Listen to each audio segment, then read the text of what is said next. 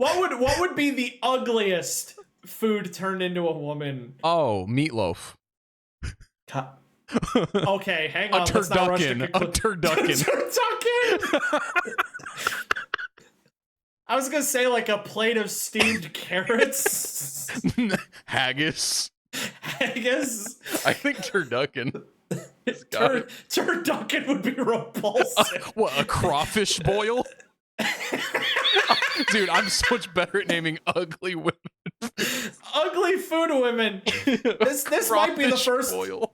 This might be the first time this was a topic on a podcast, so that's definitely... Name the ugliest food you wouldn't fuck. The crawfish boil's number 10. What are my options? It could be any 3 crimes. What are my options? Find a tombstone. Oh. Should I just take off my clothes right now? There's no possible way I can win. Your hair is so long. It's so floofy. Not only is it long, it's thick as hell. It's so poofy. You look like a medieval. Like, I was thinking knave. Cousin It. Like a medieval. Wait, what? You look like like a medieval villager that like brings the berries to the village. And then everybody claps and they're like, the berry boy is here. You're saying I look like a young English squire. Yes, very like my name would be named like... Pip. Oi, Pip, go get me some berries and ale. Yes, sir, berries and ale.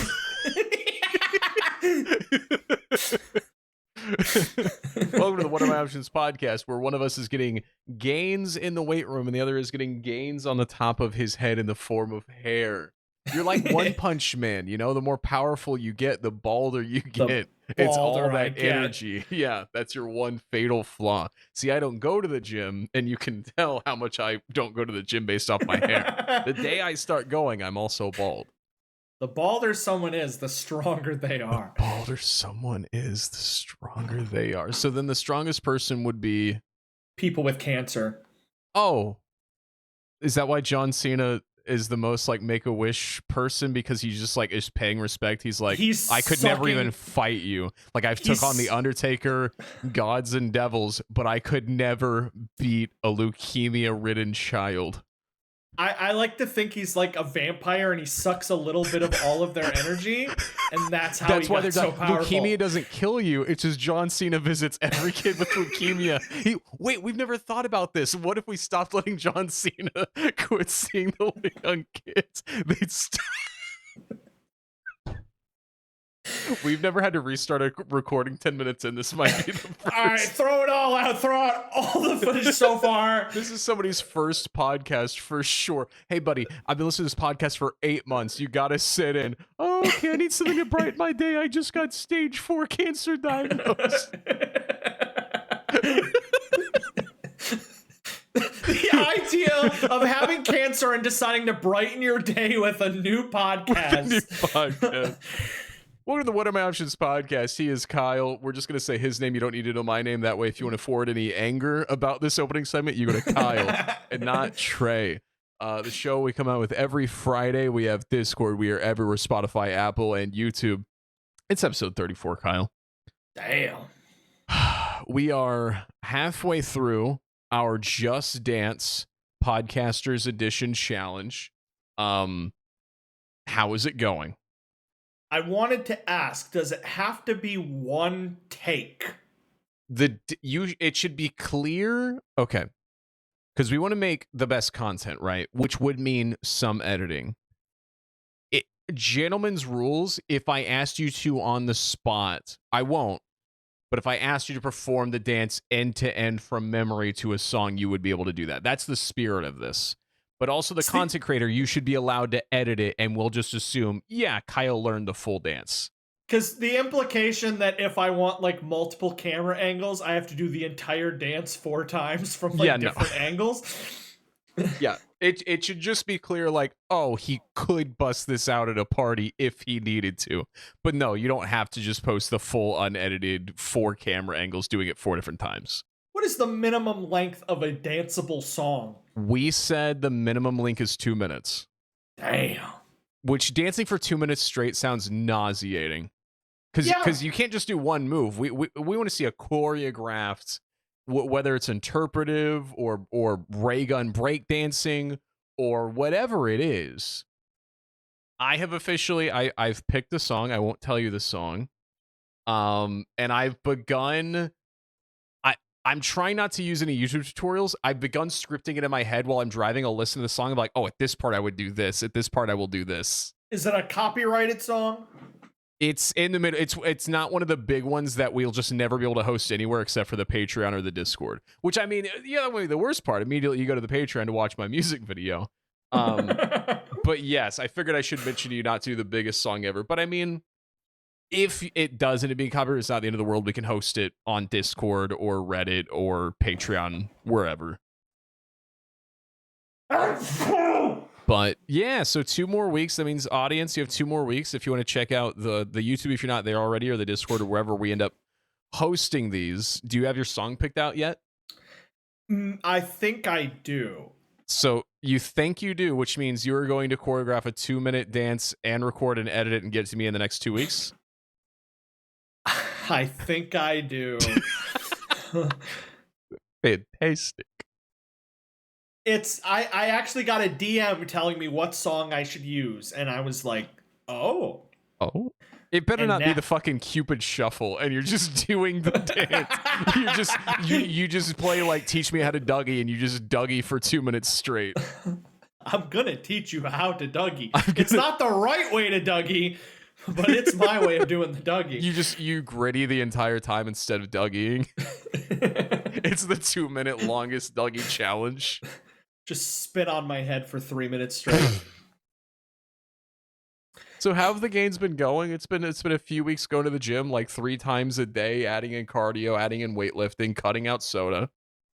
I believe I started March 22nd or March 23rd. Yeah, we're almost into a month. And I weighed myself Sunday, and it says that I have lost, as of today, 6 pounds. I am down 6, which is almost a 10. And if you round up religiously. If you round up half of it, you get to about 10. And I'm also getting muscle, which means muscle is heavy, so I probably lost more than 6 pounds, but I've canceled it out with all my muscle. Like, look at this, look at this, look at this, look at this, look at this, look at this, look at this. Boom! See that slight dimple in there? Look at that little whoop, whoop, whoop. There it goes. It looks like it's like going like, it looks like it's like groaning awake.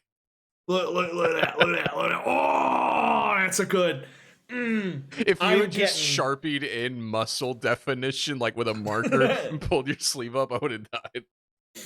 A lot of that, I've been going hard on my diet. Yeah, have you been doing like like the traditional like squats and bench press and all that stuff? Okay, so what's your heaviest weight you've bench pressed at least once? The 2 big ones. Oh, so 90, and I'm assuming a 45-pound bar. Yes. So 135. My personal best bench press. Okay, the bar weighs 45 pounds, and then the big weights you put on that are like 45 pounds. Okay, my best. And you've got some little ones you can put on there. I think the most you can put on there is like 445s. I mean, the big guys put on heavier. The most I've ever done, just the bar. And even that, I struggled with all through high school. We did every day. Keeping the balance is the hardest part. Mine isn't the balance. I physically don't have that muscle. I could back squat and front squat like nobody's business and do leg presses all day. All my weight is in my back and legs. But bench press, something about this motion, I could barely ever get the bar up, and they'd put weight on it and it would kill me. And they'd have to take it off immediately. Like back squat, I'd have 3 45s on each side. It could do that like 10 times, even as a scrawny child. And then like the leg press, same thing. But something about, that and the power clean, that's just a death where you got to jump and pop it and flick your wrist and hope it doesn't snap in half. I'll never do that. That's... Those Yeah, two, we I never improved at those all 4 years of high school weights. It's scary. It's good because since we go as a group, I have like spotters. Right. So I never have to worry about dying. But yeah, we do the chest, we do the squats. Last night we did the dumb ones, which is where you like hold it at your hip and then without bending your legs and only they say you have to stick out your ass. Yeah, And you have to like get it down. deadlift? It's not like a deadlift, but it's like just from like hip to like ankle, just bending your ass for like 20 times in a row with heavy weights. This sounds like just like snapping your back Amazon worker simulator. It's everything they tell you not to do with your back. Pretty much, but it's like your leg and your back. But I mainly do back. They had to yell at me because I was lifting with my back too much. They're like, "Don't do that," and I'm like, "It's heavy." Now, there's a very real worry that could be happening, and I don't know if you know this. You're already very short. There's a bit of a story there. You can get shorter with rigorous weightlifting. What if I do it upside down? I would clap. I would say, yippee, man, do it again. How would you lift weights upside down? Somebody holds my feet, okay, and then while I'm upside down, I grab the weights and lift that's them. good. Oh, that's good. Now, whoever's holding me is getting the real workout, but... yeah, I feel like they would just, like, lock you in with, like, some bungee cords or something and do that. They wouldn't just be, like, trusting their own grip on your ankles while your cancerous big toe is staring them in the eye. We've been doing the hang from the bar, like pure how long can you just hold, just like we did at the state fair. Yeah. And it just hurts. Pure. I mean, at least at the state fair, the bar spun.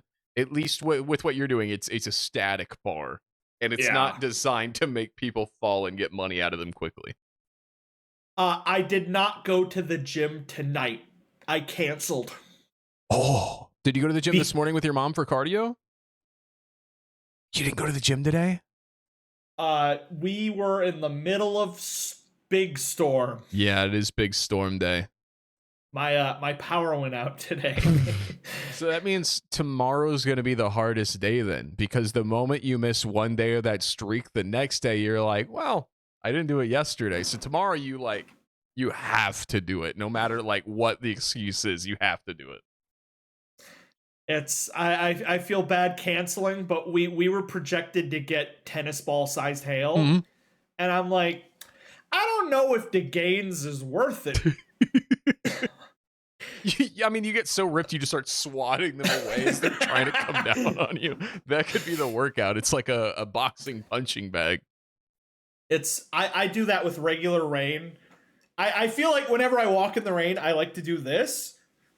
And I don't think it helps, but I like to think that I'm swatting it away. I thought you were going to be like one of us Mythbusters nerds. Have you ever seen those people who, whenever it's raining and they have to get in the store, they walk instead of run because Mythbusters proved that if you run, you get twice as wet? But I had a coworker tell me that. Yeah, they redacted that. It's not real. They've, I think, somewhat recently redacted it and said that I don't remember what it is or how the math works out, but it's so negligible that, yeah, you should go ahead and run. Because what they didn't account for was they were like, okay, if you run in the rain, you're hitting the rain faster, but they didn't account for the aerodynamics you build around your body like a car that causes some of the rain. They didn't think about that canceling. So it basically cancels out. It's basically you don't have to run. You'll get about the same amount of wet as if you walk. The math says that if I stand perfectly still, I'm going to be perfectly If dry. you walk backwards, you'll start air drying. That's how. This is why we got to call Bryant. We got to save these questions for Bryant, just like the zipline machine around the world. I realized after the fact that the zipline machine could have just been changed to like an airplane and probably made the same amount of sense. Yeah. I like the zipline machine, though. I like the zipline machine more. But speaking of Bryant, I might cut this out so it's a surprise. I don't know. Little bit of housekeeping. The audience will hear this part. I went to meet my surgeon today and decide if I actually needed surgery, and it is official. On the books, Trey is having surgery in 2026. I haven't went to the ER, so we could both get a point. Me no ER, and you confirmed I had surgery. if GTA 6 happens, we're naming you Nostradamus. If your GTA 6 prediction comes true, every terrible thing is happening. So it's scheduled for Tuesday, May 5th. And for those who don't know, Tuesdays when we record these. And the dentist used words that dentists don't use. He said, "Oh, I'm really gonna have to get in there and chop it up and break it up. I can't pull it straight out because it's got teeth over it, and there's more tooth below the surface than above the surface. So I'm gonna have to destroy it basically, and then just pick it out piece by piece." So he was like, "We have to knock you out." So it's gonna be a whole day procedure where I'm recovering, and there's stitches, and I'm gonna be like groggy. And so I'm clearly not going to be able to film. And we haven't missed a podcast in the 34 episodes we've done this. I mean, there's two options. Option A is we do it a little before that. Option B, you call me up on your phone while you're all drugged up, and we just do our best. What I decided to do, option C, I messaged friend of the channel, Bryant, and I said, "Hey, Kyle already has a bunch of questions piling up for you. Would you do a guest fill-in spot for me May 5th?" And he said that he would. So he will be the Trey that day. And I want the audience to assume that he is Hank Green. I want you to assume he's Hank Green. All he does is have a basic degree in physics and was fairly smart in school. But you guys should treat him like you're having Neil deGrasse Tyson on.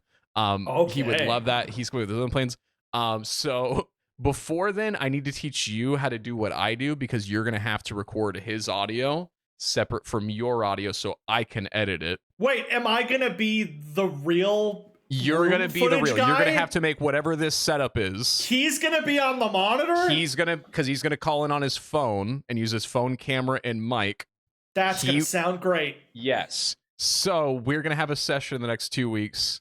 Probably next episode before to test just it? To practice. Yeah, I'll give you my setup, which isn't that complicated.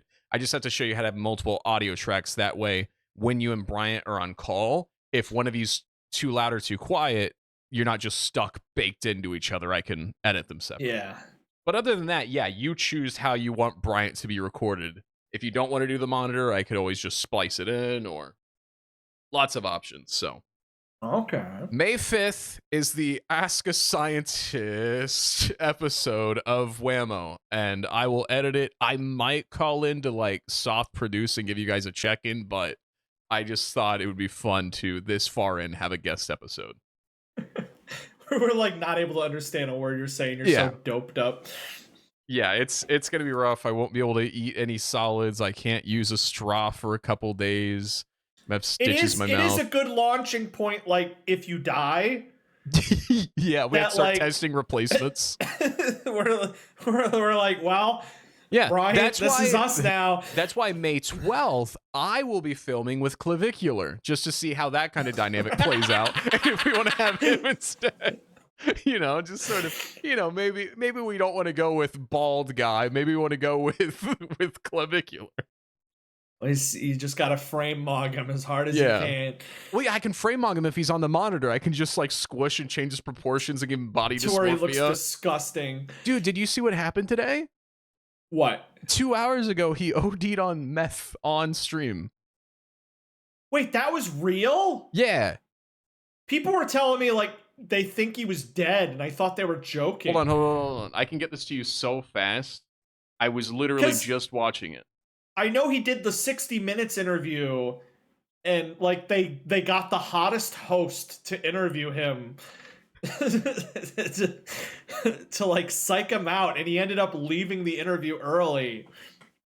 But I didn't know. Wow. Yeah. Because this happened on stream, and then people on the street just casually filmed his security dragging him out of the club.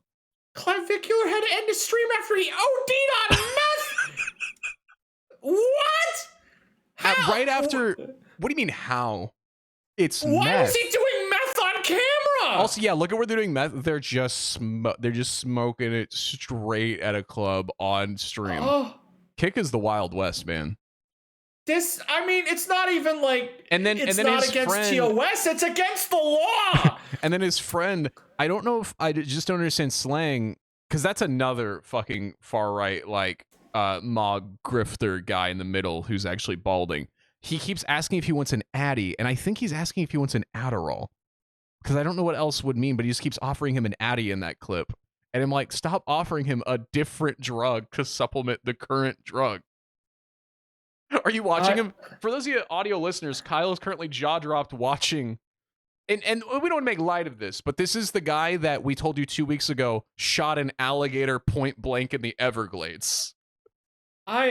I don't even know if you can show this foot. No, I'm not going to show it on stream. I'm not going to show a man OD on meth on the podcast. They aren't even like showing him. They're just showing the other guys like freaking out. They're like, "Yo, man, hey." But yeah, if you go on the subreddit, there's like 3 other clips of just outside of the security just carrying him in the air, just his limp body. I assume to the hospital.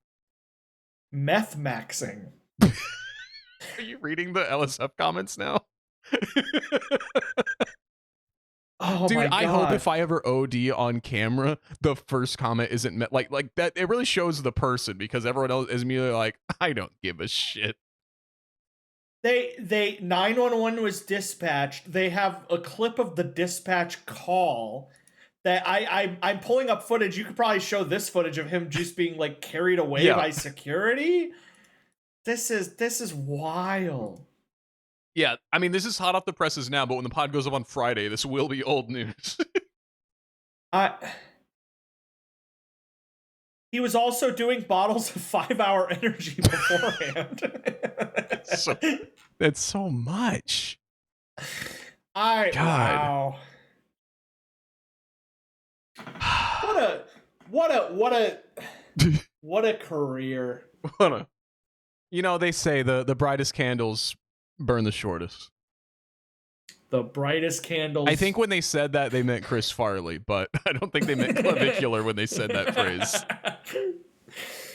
Every time I learn about like a new content creator like this, it's always against my will. Dude, yeah, there's people that listen to this podcast where all their news about other things in our space come through us. Like, I know a lot of people that watch me or just watch you, they only watch us and then their other niches. So when we say things like man shot alligator, they're like, hold on, what? And then 2 weeks later, when we say this, they're like, okay, they're making people up now. There's nobody named clavicular frame mogging a guy on CNN and then meth maxing the next week.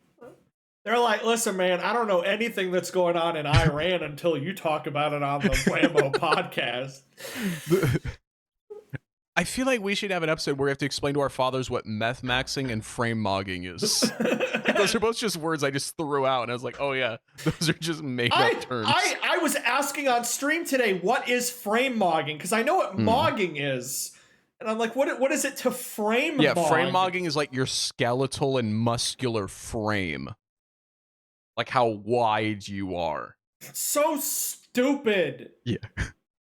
Are there literally just 12-year-old boys where like all they're watching is frame mogging, looks maxing content? That's the main problem. Is it's so people don't realize this because it's easier to just like. And again, they are the Andrew Tate's figures are terrible people, and a lot of the followers them are terrible people. But yeah, as a 12-year-old, just like insecure boy, it is so easy to fall into these. I almost fell into this trap. I remember whenever I was in, I was just out of high school. And I was fuck ugly, and like no woman would talk to me, and I was just like, oh, I'm just fuck ugly. That's where I've come to. I need to like get in shape, and like I just would like I would go to r/discipline, r/how to take care of myself, and the way they would sprinkle in, it would be like, hey, whenever I take a shower, I end it with cold water to like give myself a little less joy in the shower, because sometimes you should learn to like do things that don't necessarily make you happy, to not just give yourself dopamine. I go, oh, okay. And they're like, also, it does stuff to your blood vessels. And I do that to this day. I do love ending a shower with just straight cold water for a full minute. It gives me joy. And then they're like, make sure to get a decent haircut.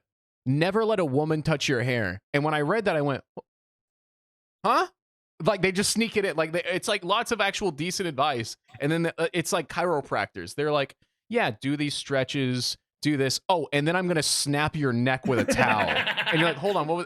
And sometimes they've already got you and you don't question. You're like, well, they were right about the 9 out of 10 things. I'll follow them to this part. But I remember whenever I got to the hate women part, I went, no. I still love women.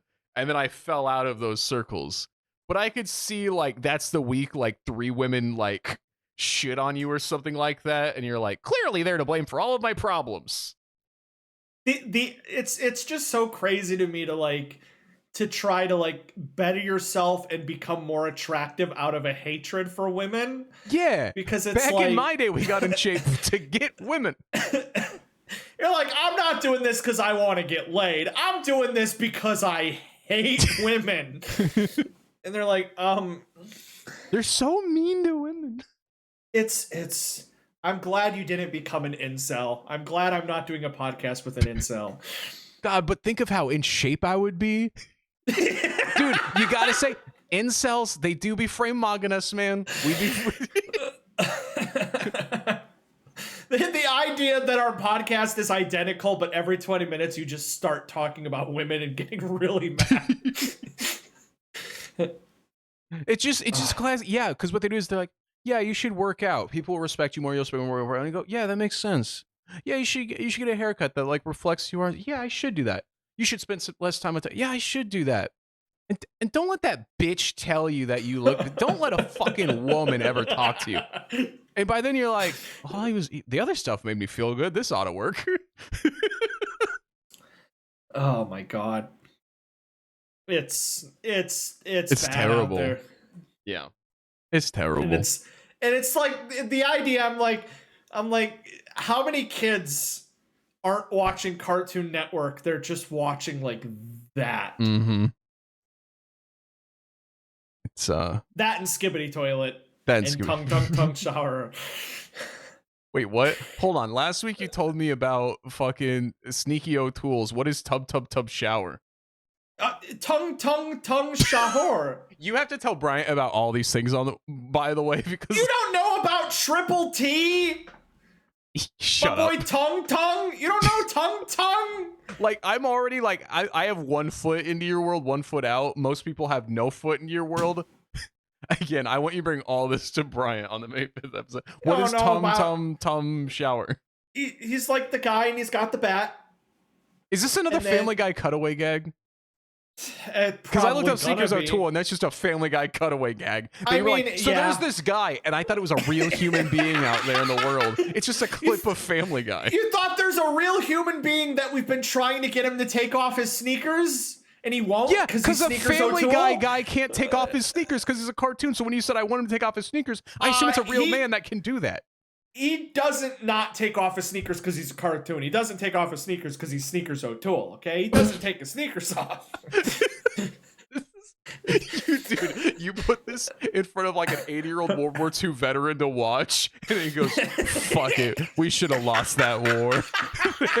They don't... This isn't what I fucking fought for. What are we saying? Oh my god. You don't Tongue Shower? It's his full legal name. He's got his girlfriend, the coffee woman, the shark with the shoes. His coffee mate? Yeah. Jesus Christ. It's all AI slop, but it's the AI slop and it's all the kids watch. Okay. Speaking of AI slop, I don't think I'm allowed to talk about it. Oh, what do you got? Hot off the presses, what do you got? You're gonna tell me him ODing on meth was AI? No, I was gonna say Sam Altman, the AI like OpenAI creator guy. In the span of 1 week, somebody threw a Molotov cocktail at his house, and 2 separate people shot at his house. And they caught one of the guys who did it and interviewed him, and he straight up said, "I'm trying to save the world from the AI takeover." We have to be so careful here. Because I'm going to say in the same vein, and someone will be like, not in the same vein. In the same vein, did you see the man who set an entire toilet paper facility on fire single-handedly?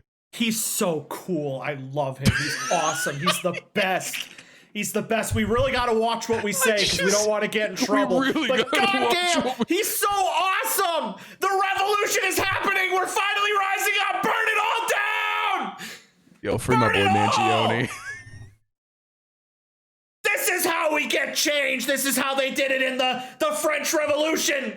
The Boston Tea Party, the coal miner strikes of the 20s. In the Boston Tea Party, they burnt down the Amazon facility. They shot at the guy that made AI. Every time a warehouse burns down now, an angel gets his wings. Like, an angel gets its wings.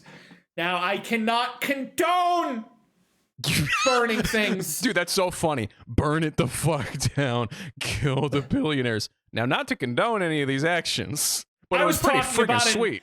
I was talking about Minecraft. I was playing a game of Minecraft, and somebody had just burned down. Yeah. Unalive yourself in a video game. It's how can I be anti-arson and anti-billionaire? It's tough. It's tough.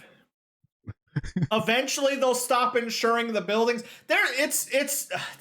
There's always a fun period of time. It's always called the fun time. Historically, we always call it the fun time, which is when things cost too much and wages are too low. It's this little specific gap called fun time, where things get really crazy. I think the other word for fun time is the breaking points. Yeah, a lot of people also call it the breaking point. Some people call it the fun time. It's usually before. I think there was a fun time before Marie Antoinette lost her head.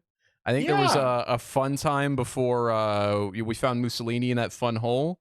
I think there was a fun time before the Strait of Hormuz got closed. I think when you hear "let them eat cake," you think that sounds fun. This sounds like a fun time. Dude, that's so fucking cool. Marie Antoinette fucking fired off a shot with that one. like the poor people are rioting because they're starving because they can't afford bread, and she's like, oh, they can't afford the bread. Well, then why don't they just eat the cake? Guys, there's cake right here. Why don't you eat the cake that is right there, you fucking morons? There's so much cake in my house. Why aren't you eating cake? Yeah, it's the why don't they just get a job at a house, these fucking dumbass homeless people? What idiots. It's like that clip of Ben Shapiro. Have you seen this where there was all the floods down in New Orleans and people were talking about climate change and he's like, listen, flooding is inevitable.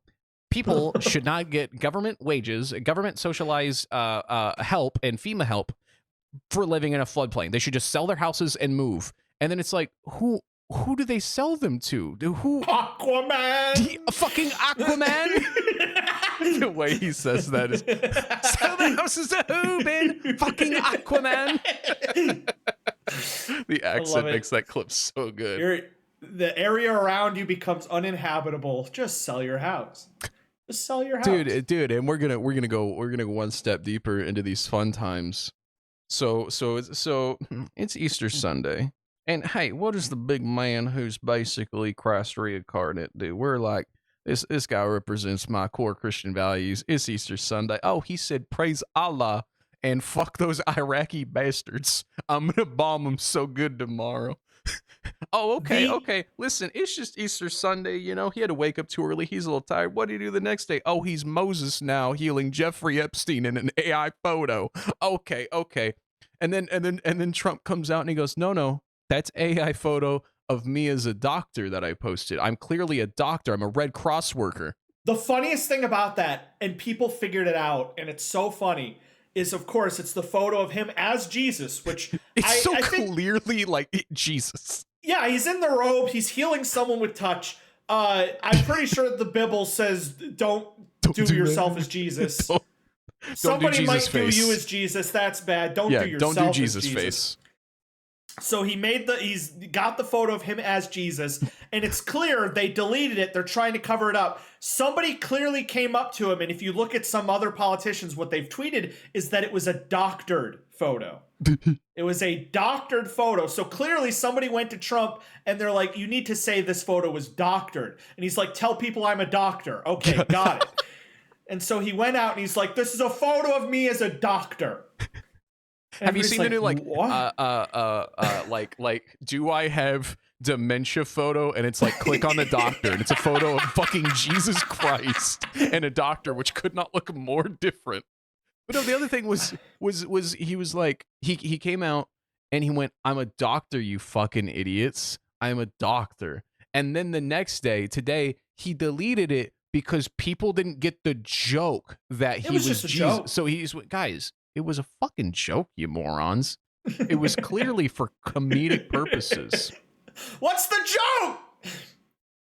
What's the punchline? What's the punchline? Oh my God. If I hold up an AI generated photo of me as Jesus. Like, it's just like 4 different steps of blasphemy. Just like the definition of blasphemy. He's doing every one of them. It doesn't help that the Pope came out the day and made a before, statement. Donald Trump put a fucking twit longer about how the Pope is weak on crime as if he's a police officer. It's like, I went to my rabbi and I was like, hey, dude, these taxes are too high, you asshole. He's not the commissioner. The Pope, by the way, was coming out and making a very controversial statement that war is bad. Yeah, he came out and said, Jesus taught us to not kill people. And then Trump went, here's a photo of me as Jesus. And then said, I'm a bomb those bastards. Also, you're weak on crime, which it makes no logical sense. My favorite thing that has come out of all of this politically, and I can't believe they didn't do it sooner because people are now eating it up. It's the next logical step, is that people don't care about celebrities very much anymore. People don't care about celebrities standing outside of their houses buying groceries anymore. TMZ has now made a Washington, D.C. unit, and they are specifically doing the old like follow celebrities thing, but they're doing it for politicians. And since they've started, many politicians have like straight up like just dropped out and quit. No, yeah, there was that guy in California that just got called out for some allegations and went down. TMZ reported that they've got about 6 or 7 more that they're waiting to drop over the next week. It's like, these are the people that like you'd hear at 2 a.m. He's like, whoa, Lizzo let her snitch out today. And they're breaking news on all the scandals in DC now. There's the one guy where he went on the huge rant about woke Disney and will never support Disney, and TMZ found him like a week later at Disney World holding a bubble wand on vacation during like shutdown. And they're like, dude, oh my God, I actually followed TMZ on Twitter. And I can't believe they got me to follow TMZ, something that I would never in a million years be interested in. And now they're just following around Ted Cruz, and they're like, who do you agree with, Trump or the Pope? He's like, please leave me alone. Please stop recording. Go away. Leave me alone. Dude, it's getting so local. So, you know how it was like a month ago, I showed you that clip of Joplin, Missouri, like just in my backyard, of the city council voting to put an AI data center up. Oh, and the guy came out and he was like, this is a gift from God. And shut the fuck up. Quit laughing at me. This is a gift from God. He is so, like, small town news. This isn't, I'm not talking CNN. He's going to war with the local Southern Missouri news station who issued a story criticizing him for some of his comments that he's made lately defending this data center. And he personally called the news station, and because they're journalists, they recorded the call. He threatened the lives of all of them. He said, I have people that I know on lib TikTok, or what is that liberal TikTok that's making fun of liberals? It's Libs of TikTok. Libs of TikTok. He goes, I know people at Libs of TikTok, people on the right, and I'm going to send them all of your personal information, just all of these threats, because you guys never spoke out about men beating women in sports. So I'm going to give out all this information if you do not pull this story. And then they just posted the full interview, which is awesome. That is what she wanted. That's what she prefers to go by. No, that's what she asked you to call him. So guess what? Aston, this is what you guys want to do. Because I used to be on the Red Cross board with John, so I have his personal contact information. I have Bobby's, and I have yours. So tomorrow, if this is what you guys want to do, and saying a man is a woman, I have no problem contacting, a lot of national sites that I have contacts with. putting my own personal social media, libs of TikTok, and say, if Dustin Latimer, John Hoffman, Bobby Kortoff, and I'm going to provide all of your personal cell phone numbers and emails, say a man is a woman, and you disagree, please let them know. Well, I will refer you to Bobby. Just let Bobby know it's happening. So yeah, Oh my he just God. threatened to dox the journalist for respecting the pronouns somebody requested. A city official called them and was like, "Oh, that's what you want to do? I'm going to dox the shit out of all of you." And you're trying to silence and antagonize journalists is always usually a good sign that you're a good person. Yeah. The people on the right side of history are always shutting down journalism in the news. The good news, there was one district where like they didn't listen to people's votes about a data center. Like everybody voted no and they announced they're still going to do it anyways. Mm-hmm. So they did something either through like some revote or impeachment where they said they got 70% of like them fired. People have never voted for city council. Like everywhere, people are voting out city council right now over AI data centers. It's happening in mass. People are like, okay, I suddenly, because like, it's like, okay, fine, we'll have 2 extra farms. Oh no, the water fountain. But they're like, we're going to put a massive Tesla-sized facility in your town to drain it of its resources. People are like, okay, I suddenly care about local politics. Get fucked. They're like, your electric bill is going to quintuple, but the amount of AI slop that is going to be created is going to be amazing. Guys, you can all be Jesus doctors. You can all be working for the Red Cross.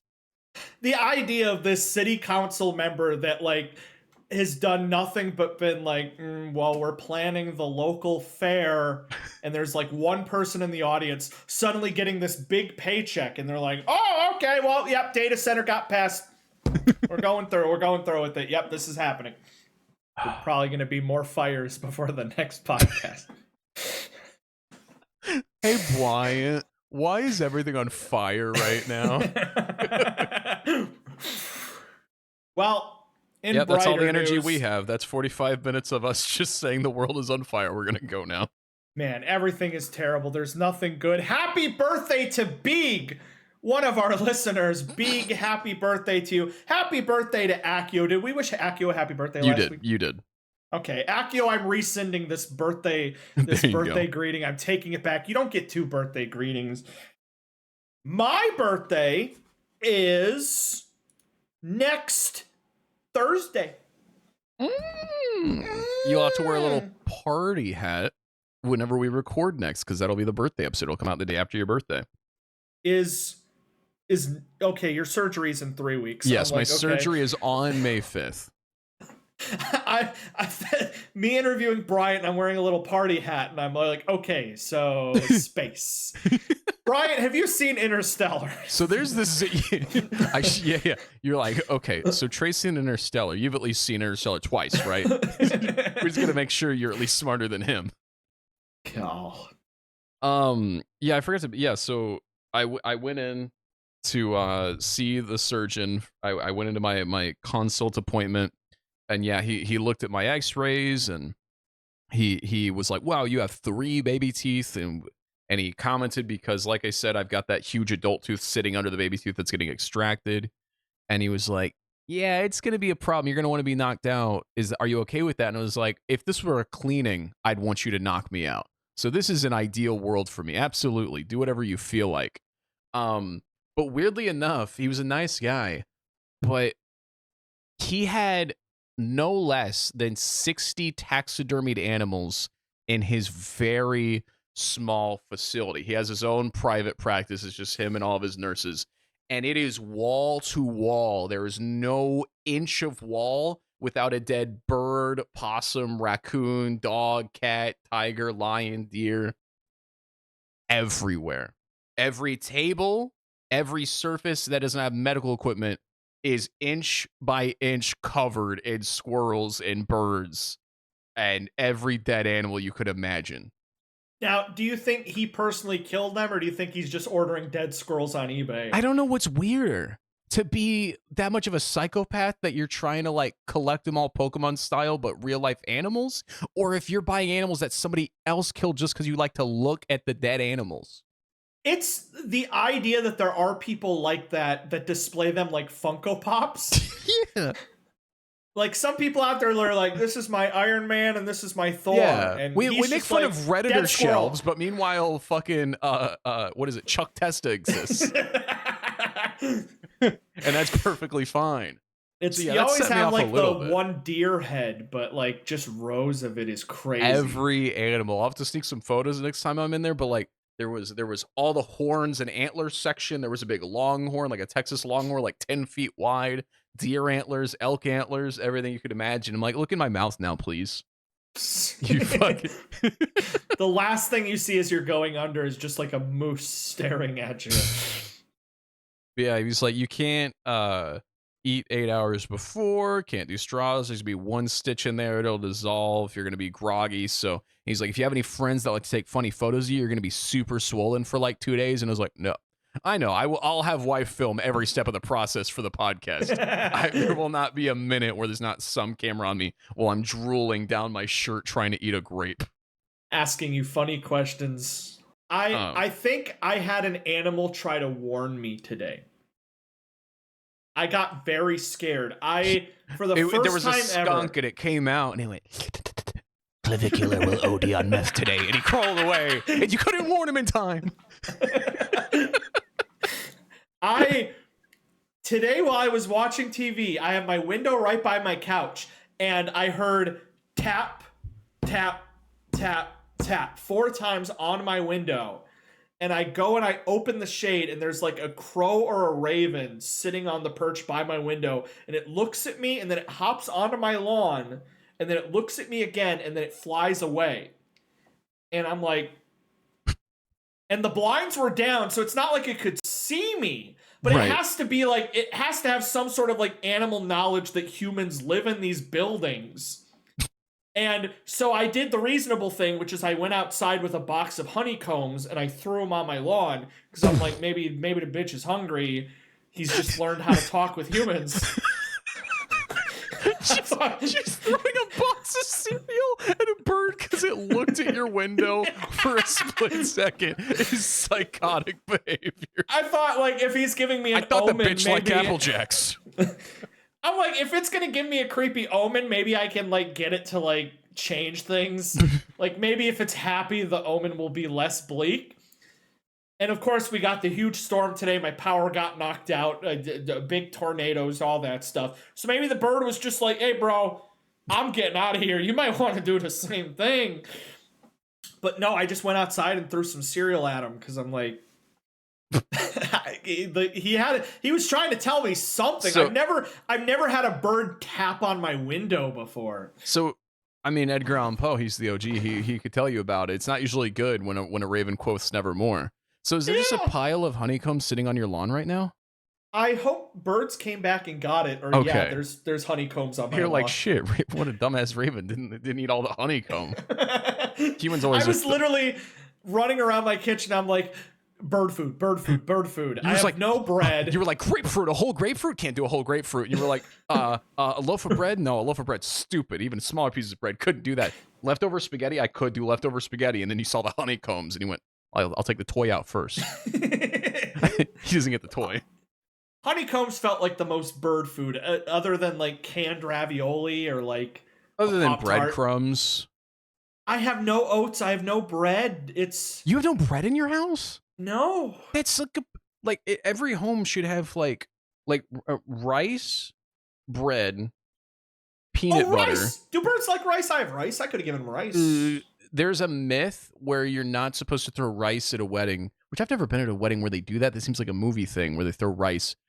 People started saying to not do that because it makes birds blow up, and people parroted that for like 20 years.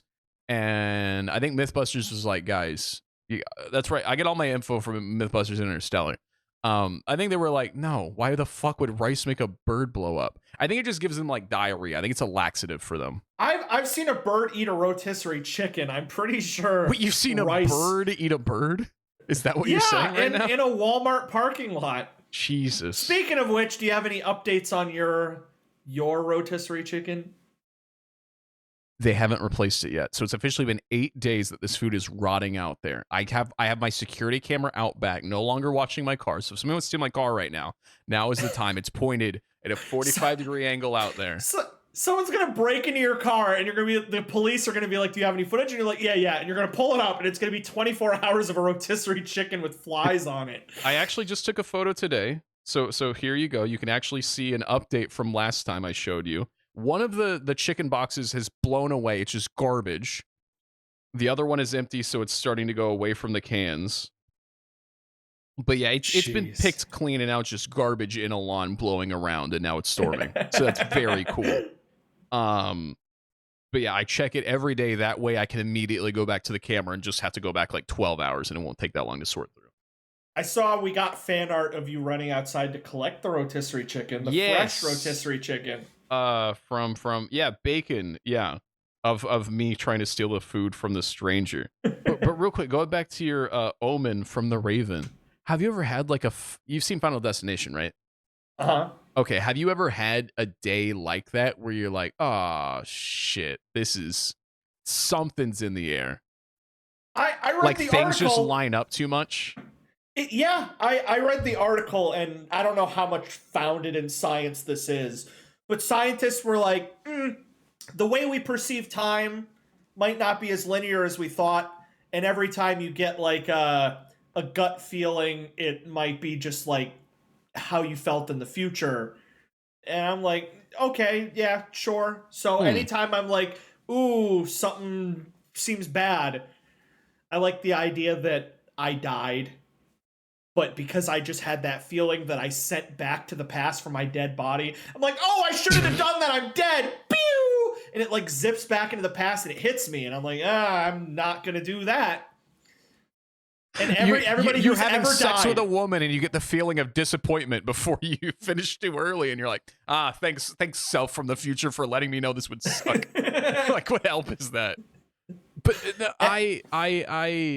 today I was already nervous. I was scheduling my first surgery since middle school, and I go to leave the surgeon, and I go to close the door, and something about the air pressure inside and outside, the door will not shut all the way. It stops about an inch. And I go, oh, that's weird. And I move on. This happens sometimes with buildings, okay? Could be a heavy door, could be the wind, whatever. I go straight to the gas station. I grab a Diet Dew, because fuck the dentist. I'm putting sugar straight on my teeth. And I go to close the gas station door, and it's the same pressure issue. It stops at the exact same point. And it's like, I can't leave a building. It's like, I can't close the door behind me. And it's like, something's slowing me down. I go to a third place. Same issue. Okay. Then I get in my car and I go, okay, time for the drive home after these errands. I get out my Spotify and I click shuffle. And thunder is ominously roaring right now. And a song from, I think, like 1976 comes on from Cornelius Brothers and Sister Rose. And it's titled Too Late to Turn Back Now. Is that not? And it is too late to turn back now. Which is usually groovy, but it was so Final Destination after the coincidences of me not able to close doors that I was just gripping the steering wheel, and I was like looking for anvils waiting to fall on me, or like I was gonna some say, tornado. Is that one of those situations where the doors held you back so long that if you were in a situation 10 seconds earlier, you would have died? Yeah. Was the Final Destination like psychic guiding me? Or was there like some guardian? But yeah, it was so weird. I just kept battling doors, and I get in the car, and it's too late to turn back down. I go, is this about my scheduled surgery? Should I not have my surgery? Or does it mean it's too late today? What does it mean? Like, what path am I on that it's too late to turn back for? And so now I'm just waiting. I'm almost excited because I can't stop. It's whatever fate is out there now. I'm just waiting for whatever it's too late to turn back. It's too late now. Yeah. Whatever's going to happen. It let me know it was too late. So I go, all right, I guess I'm not worried about it animore're. Thanks for the heads up. The doors were like, you still got a chance. Yeah. And then the song's just like, nah, dog, you fucked. I've always heard those stories there where somebody's like, I wanted to go driving this way, but then something was like, no. And I'm like, okay. And then I later learned that entire block exploded.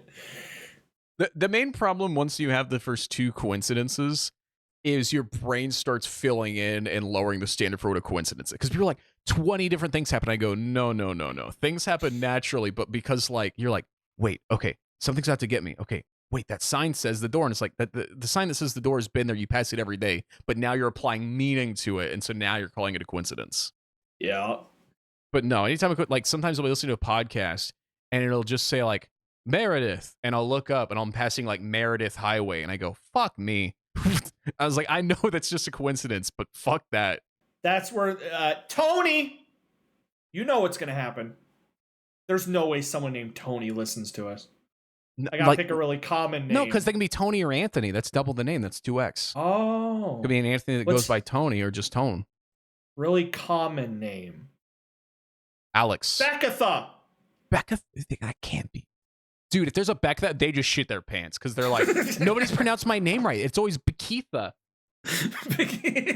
Dude, I thought you just died, by the way. I don't know if you saw. You just froze on my screen right after saying that was I thought you just like quoted a demon's name or something. You just right after speaking.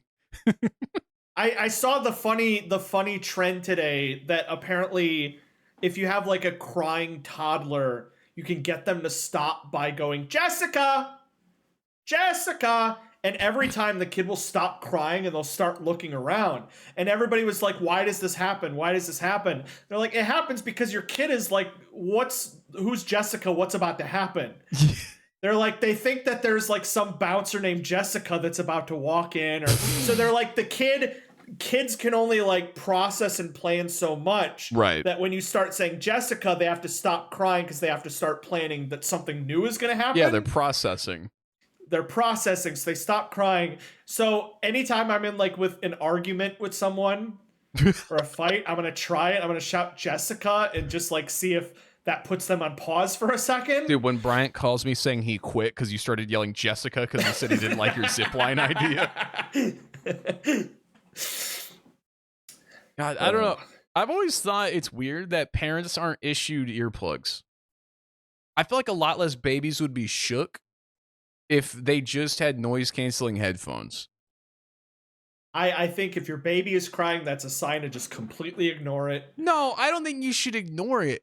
But, like, if I'm already tending to the baby because I heard it's crying, I should be able to, now that I'm tending to the baby, stop hearing the crying and continue to take care of it, but also not be annoyed. Why should I be annoyed and take care of the baby? That's not healthy for anybody. I know it's crying. I see... It's obviously making a loud fucking noise with that face. I know what that means. I'm good. Like, are you going to tell me that deaf parents are worse parents? No. I bet deaf parents are way better parents. They got a lot more patience. They're like, I don't know why people don't want to go take care of the crying baby. He just makes an ugly face. I told wife when we have children, I was like, I'm getting noise canceling headphones. She goes, you can't do that. You need to like be able to hear the baby's emotions. Once you're holding the baby, yeah, you can have the earbuds. I can put I shouldn't also have a migraine. Who's helped then? I think it's a great idea. I think there should be noise canceling headphones that if the baby's crying, you hear it for 2 seconds, and then once you pick up the baby, it senses that the baby's sensor is nearby, and it shuts off, and it goes, okay, you don't need to hear this anymore. It should like filter it and just make it better. So instead of like high pitched shrieking, it auto-tunes it. It auto-tunes it to like a deep voice of like a British man. And he's like, wham, wham, wanker, wanker. Help me, Jessica. Help me. I wish we invented like a form where it translates the cries into a specific. It's like a Hail Mary where you like recognize every type of cry as like a thing, so the earbuds would just be like food, titty, milk, titty, milk of the titty, milk, titty, please. That's all it would be. then you hear the baby do the bastard word, and you're like, why does he keep crying bastard? Why does he keep calling me a bastard? What does that one mean? But you're the one that like applied that word to that cry. My wife would be like, let me try it on you. And she'd put in the earbuds and I'd start talking, but no matter what I say, it just comes out as titty. I want titty. Give me titty. Barbecue sauce. Meth. Barbecue sauce. Meth. Oh, that would be good. The tech's just not there yet. The tech's not there yet. We gotta advance our tech. And speaking of advancing tech, the audience is yelling at us on every form this week. They took some time off, and now they are yelling. They are so loud on every. They heard us. They knew they were slacking, and there was about 18 messages everywhere. So before this 3-hour podcast, we got to get over there. Alrighty. I heard people were like, check the emails. And I'm like, okay, there must be an emails this time. Okay. I will start with the Discord. If you want to join the Discord, that's a spot that we're both pretty active in. I let them know a little bit early that I was having the surgery. If you want to just chill, hang out, or get quicker updates, the Discord is the way to do it. From Tilly, do either of you remember the colored ketchup? Yep. I had the Shrek Up. The Shrek Up was so good. I had the Wooey Dooey ketchup where it was like purple. I've never heard of any of this. When was this? Like what, 2004? Maybe earlier, like 2001. Oh, I was 4 years old. This was like pre 9/11. Once 9/11, everybody's okay, we gotta. 9/11 was when I spawned in. Pre 9/11, I have no memory. People are like, I remember my day coming out of the womb, or I remember my second birthday. It's like, no, you're making that up. I refuse to believe anyone has a memory before the age of 5. It was the idea of you put blue ketchup on your hot dog, and that's you're talking about this blue, red, and green Easy Squirt mystery color? Easy Squirt. I've never seen that in my life, but that does seem like classic early 2000s, late 90s sort of like, whoa, kids will love this wacky ketchup. Now, there was Shrek brand Heinz ketchup, and I went to get a picture of it to send you. But the way Google is now, with just being absolute dog shit, the fourth image is just this AI generated image of Shrek pouring ketchup into a bowl. And I don't know why. I don't know why Google thinks I want this. Why does he have red hair? Why does he have lipstick? Why? There's so many issues. Also, that means somebody generated that image. Who generated that image? Can you click on it? I don't know. Why? The world is burning. Why would somebody go on the internet and they're like, I gotta see Shrek pouring ketchup? And they Google Shrek pouring ketchup into a bowl, and they get an image of it, and then they post it on Google for the world to see. Why do they think I want to see it? Is it possible that on the text side, Google gives AI responses? I have a conspiracy. Do you think when you Google a prompt that doesn't have a lot of images, Google automatically goes shit and just shills that to every image service and puts images in there? The idea that I am inadvertently AI generating you images just drained the Colorado River by looking up Shrek ketchup. It's like, you want Shrek ketchup? Just throw something at him real quick. No, I don't remember any of this. It was fun. Things pre 9/11 was so goofy. It was a goofy kid stuff in that era was just so goofy. Then everything changed. And everything changed. Galaxy said, "What is the weirdest type of crisp you have had?" Chips British. For us normal folk. What is a crisp? Like how they have ketchup crisps or something. Ketchup chips? Yeah, ketchup chips aren't weird, by the way. I've never had them, but that's gross. not weird. They're gross. They're that's probably weird. gross. I think weird. ketchup in general is one of the most overrated condiments ever. It's for baby children. I stand behind that. I think it's C tier. It's the Apple of the condiment world. No. If you go to... Okay. For instance, my wife, love her. We go to McDonald's. You get a chicky nugget. You get a large fry. Okay? You can get the fucking dinky little ketchup packets like a 4-year-old. And I love her.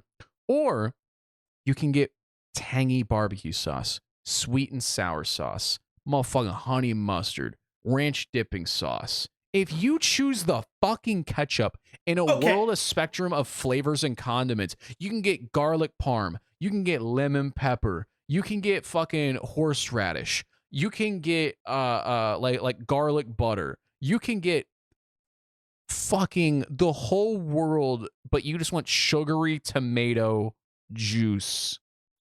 Genuinely, if you're dipping chicken nuggets in ketchup, you're an asshole. You're a piece of shit. You're a real son of a bitch. You're a real garbage human being. I agree with you. Thank you. But I'd still, it's like, because mayonnaise, if we're talking about like your fast foody kind of stuff, you know, you got like mayonnaise and barbecue sauce at the top. Mayonnaise and barbecue sauce are not the top of condiments. I'm not saying condiments, but I'm saying like I'm talking like burgers, hot dogs, corn dogs, like the core. Okay. Valid. It's tough for me because like I want to put mustard above ketchup, but like if you're I hate using mustard, fries, but I would respect that. It's so much more of a flavor profile. Mustard on corn dogs, mustard on hot dogs, mustard on burger. Ketchup, I don't need ketchup on a burger. I don't need ketchup on a hot dog. If somebody offered me ketchup and fries, ketchup. If somebody offered me ketchup fries, I'd just eat the fries. I'd just raw dog them because ketchup it just tastes like ketchup. Yeah, if you get a burger, just ketchup is gross, but ketchup mayo is good. Ketchup can be like, but just ketchup, you just taste ketchup. You need something to cut it. It's so sweet. It's like honey mustard can bring out a chicken strip. Barbecue can mayo on a chicken sandwich is so necessary. Ranch on a chicken wrap is so necessary. Ketchup, it's always ketchup is I don't want to ketchup. eat that, so you put ketchup on it for a child, and then they go, okay, I'll eat it now. You know what? Ketchup sucks. It's like A1 ketchup sauce. Sucks. Thank you. I'm glad I brought you. It's like A1 sauce for a steak. It's like you don't A1 sauce. You just like it more than that shitty steak. Nobody would ever take a if good you're putting burger A1 on a steak, and put ketchup on it. Ketchup and mayo, sure. Ketchup and mustard, sure. But in the world of dipping in ketchup is just you're missing out. And then, of course, I'm a sriracha guy. Yeah, there's sriracha. There's all these hot sauces. There's Frank's Red Hot. There's buffalo dip. Ketchup is the bare minimum condiment. There's people out there where they just do everything in ketchup, and they're just missing out on You could say life. ketchup is better than nothing. I would disagree, but being better than nothing does not make you good.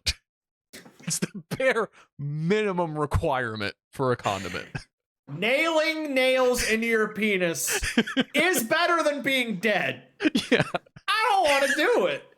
Yeah, guys, if you like ketchup, you like nailing nails into your penis. Ketchup is like the nails in your penis of condiments. It is better than nothing. No, I'd say nothing is better. I'd say nothing because nothing implies there's no nails in my dick. Yeah. You got a little lost there with your analogies. It's okay. We never even answered the fucking question, but that's fine. We're going to move on. He's gonna be like, what is the best type of crisp? You didn't answer you talked about ketchup and nailing nails into your dick. Just give me an answer. That's the point. When you ask a question, as long as we respond, that's all you get. You can never hope for a good answer. Baziger says, what's your relationship with Boston cream pies? I do not have a relationship with Boston cream pies. I've never had one. They look delicious though. What's your relationship with a Boston cream pie? They're kind of sexy. Yeah? So how is a Boston cream pie sexy? You want to explain? Like theoretically, if a Boston cream pie was turned into a woman. Yeah, are we talking about a Boston cream pie or a Boston cream pie? Shut up. Because for those in the audience... Not that type of cream pie. Just like a Boston cream pie. Now, here's where we're lost. So for those of you that don't know, I think like 2 years ago at this point, we're raging rapidly. Kyle was using Google Drive on stream, which already an insane thing to do because Google Drive will take things that the other person clicked on 6 years ago, things you've clicked on 6 years ago, and just goes, here's all of the information ever. I still, when I open Google Drive, it's like, hey, here's that Spy Kids 2 movie you downloaded 8 years ago. And I go, I don't even have this stored anywhere, but I use somebody else's Google Drive. And Kyle on stream clicked a file that said Boston cream pie, correct? It was from when my friends and I and so we send things back and forth, and it was food porn, but it was like every food as a woman. So it would be like a Boston cream pie woman, or like I can't think of like other desserts. But it would be like, what would be sexier if key lime pie was a woman or if Boston cream pie was a woman? And you're like, oh, definitely Boston cream pie. Right. It's like, what about Boston cream pie or a red velvet cake woman? You're like, damn, red velvet cake woman would be a smoke show. Needless to say, because that was sent to me, it was in my Google Drive. And so I had the misfortune of opening it, going through my past streams, just looking at the top, and there's just like, there's just goddamn dessert women. And I'm like, up! And now I can't hear Boston cream pie. Now how pornographic was this Boston cream pie woman? Like, what was the situation? It was about as pornographic as you could possibly get. I always say I'm glad I didn't show, because one of the other things we sent was the McChicken video. Oh, yeah, you would have been banned on site. There would have been no recovering from that. Dude, in my head this whole time, because I had missed it. I was in your chat before and after that night and had just heard about it. This whole time, I thought it was a Boston cream. I thought there was just a file called Boston cream pie and it was just a normal porn of a woman getting a cream pie. I didn't know it was a sexualized donut. No, yeah. That somehow makes it so much better. They're just sending like food stuff, and it escalated from here's pie as woman, here's the McChicken video. I think we should ask the audience. Oh, this is good. This is good. This is good. This is good. Okay, audience, with your help, and I will produce this. We are going to do the food if anthropomorphized smash or pass. What food, audience, do you think is the sexiest food if you just squint a little bit? Any food. Any food if it was turned into a woman. And we're going to say very loosely, like you give it sentience, you give it some eyes and a mouth, maybe some ears, maybe some legs, maybe some arms, but it's still generally the vibe of that food. So like if I'm going with like a dude, a fucking ice cream cake cone, double scoop. She's got hips. I'm seeing it. It doesn't have to be dessert. We could have like a rotisserie chicken woman. Are you gonna say the rotisserie chicken woman is the sexiest woman? Because you're crazy for that. Imagine the thighs on that. I was gonna say a Mr. Beast peanut butter bar. Woof. What would be the ugliest food turned into a woman? Oh, meatloaf. Okay, hang on. A turducken. A turducken. Turducken. I was gonna say like a plate of steamed carrots. Haggis. Haggis. I think turducken. Turducken would be repulsive. What, a crawfish boil? Dude, I'm so much better at naming ugly women. Ugly food women. This might be the first. Boil. This might be the first time this was a topic on a podcast, so that's definitely. Name the ugliest food you wouldn't fuck. The crawfish boil's number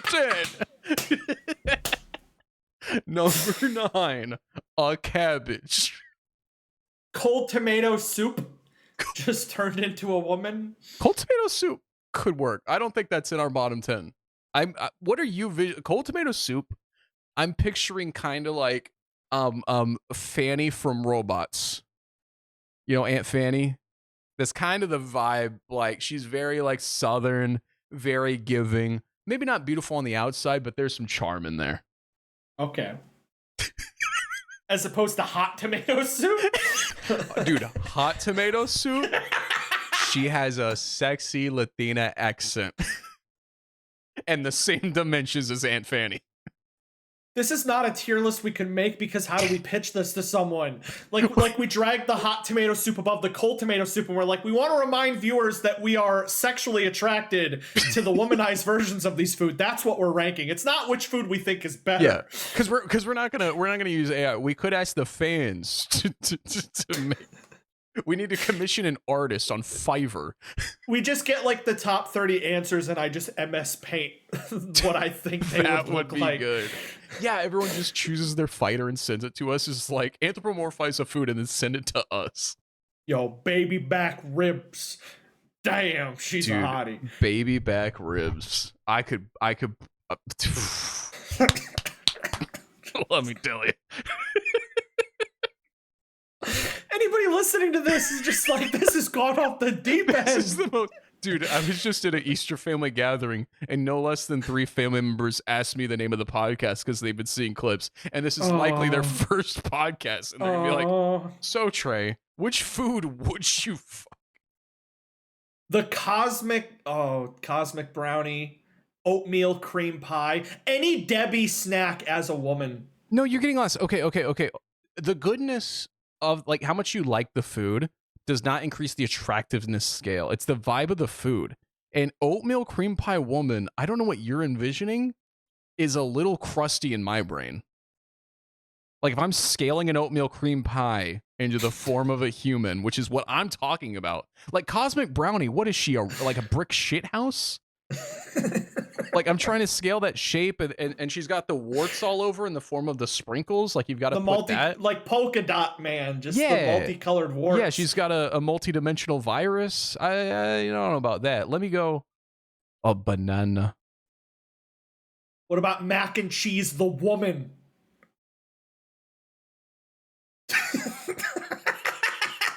You want some Kraft's mac and cheese? That's how mac and cheese woman sounds. I don't know what the fuck you're talking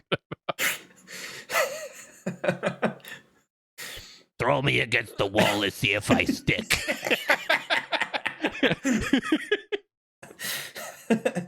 I'll give you spaghetti and 2 meatballs.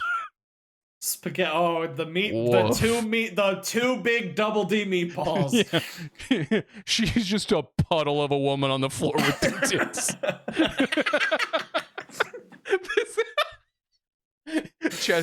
Audience would be like, never read the emails again. Never read the comments again. I'm begging you. Go back to talking about Iran and Donald Trump. Things made sense an hour ago. Somebody's gonna get to when we're talking about politics. They're gonna be like, let's skip ahead a little bit. Let's see how long they're on politics, and they're gonna jump straight to women, food women, and they're gonna be like, whoa, went too far. God, what a pivot. I never know what the core of the episode's gonna be once we get there, but we found it. Oh yeah, next question from Galaxy. What's the worst thing you've actually showed on stream? Boston cream pie. I assume, unless you showed something worse. An oatmeal woman, and she's thick as oatmeal because she is oatmeal. Damn. What kind of oatmeal though? Like what's the, like we talking like a maple brown sugar with like the stick out there? Like a nice swirly stick in there? I'm thinking like some an crunchy apple granola. Crisp.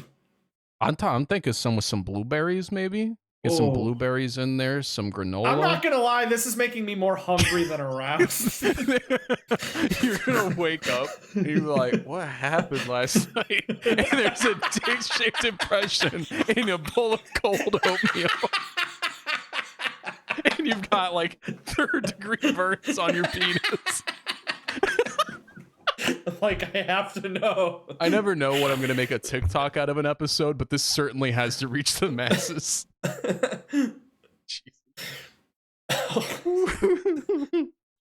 Every time we get a new question, we're just gonna pivot back to a different food. We've got to get away from this. This cannot be the last 40 minutes of the episode. But every time my brain gets a second, it goes, strawberries dipped in chocolate? Strawberry dipped in chocolate. Ooh. S'more. How do you feel about s'more? S'more woman. She'd be banging. Drago, what are like the top 5 fast food restaurants you go to in order? Also, you all be getting to the email soon. Yes. Okay. Number 5. Okay. Number 5. Okay. Fast food restaurants. First, I got to spray them out there, and then I can put them in order. I would go Chick-fil-A, Culver's, Steak and Shake. Basically, all the right-wing grifter restaurants. They make the best food. I'm sorry, it's unfortunate. Chick-fil-A. What did I say? Chick-fil-A, Taco Bell, Steak and Shake, Culver's, and what's a good 5th that I'm missing? Wendy's? I think Wendy's. Yeah, and then number 1 is obviously Taco Bell, followed by Steak and Shake, followed by Chick-fil-A, followed by the last 2. I think that's my top 5. I don't know if I could put it in order, but I got Taco Bell, I got Chicken Express. Is Qdoba fast food? I think so. I've never had it, but I think so. Is pizza fast food? I would say Pizza Hut and Domino's would be. Yeah. Little Caesars. Is Olive Garden fast Olive food? Garden's not. That's in the Applebee's era where it's worse than fast food. Yeah, if I want chicken, I'm going Chicken Express. If I want tacos, I'm going to, well, I'm probably going to a mom and pop place, but I'll go to Taco Bell. If I'm going to say a chicken place, I'm not going to say Chick-fil-A. I think Chick-fil-A sucks. I think Chick-fil-A dry. Okay, I get what you're saying, but picture Terrible. this. Picture this. If you had to fuck an anthropomorphized woman of a fast food restaurant chain, picture Chick-fil-A. She's a trad wife. She'll do all the chores. She'll cook chicken for you every night. She's got big hangers. She's really racist. She's a really racist, though. That is there. That is a part of it. We're not saying like who you're gonna marry and who has the best morals. We're talking hangers. Like, man, Chick-fil-A, you so hot, but you're really homophobic. God, now I've gone from thinking what is my fourth tastiest fast food restaurant to what fast food restaurant would I want to bang if it was how do I make this sound inclusive and not sexist? I love women, and I would love if every restaurant in the world turned into a woman. I would treat them with the most amount of love and respect that women deserve. But which would be the sexiest? I'm gonna lay it on you. Get this. All right. Popeyes. Ooh, yeah. Popeyes, maybe a Jersey Mike's. Jersey Mike's is a sweaty off-work firefighter. That's what I'm. Yeah, I'm picturing the receptionist, and she's like, 4th and Avenue has a fire again. She got grease stains on her armpits. You're just selling me more. You're selling me more on this. See, the issue is there's no goth-themed restaurants. Like, there's no goth girls we're going to get out of this. Okay, let me Google what is the most goth restaurant. What is the most goth restaurant? All right, here we go. Internet says, someone on Reddit, goth restaurant r/goth. How did we not say Hooters? I just realized when we're trying. Hooters, yeah. Somebody said IHOP is the most goth restaurant. I don't know if I agree that IHOP is goth. I would, but the issue is that there's no goth restaurant, so the most goth would just be the closest to neutral. I think it could be IHOP. I think the rest are just further from goth.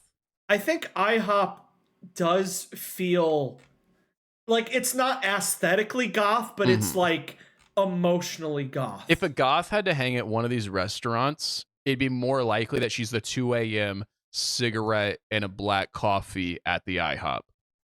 In which case that works out. I think IHOP. I'm saying IHOP is my hottest restaurant as a woman. We're going to get the worst fan art this week. I can't wait. Okay, next question. I hope we answered that question. We didn't. Tilly, son, have you seen the movie The Drama? I have not. I think you and wife would really enjoy it. In-depth marriage movie that is so real in the best way and has the perfect ending. Does it end with IHOP becoming a woman and making it a throuple? Because if not, it's not the perfect ending. I'm going to stay on topic, I have not seen this movie, and now I'm wondering if all movies in the world were turned into an anthropomorphized woman, what would the hottest movie woman be? There Will Be Blood.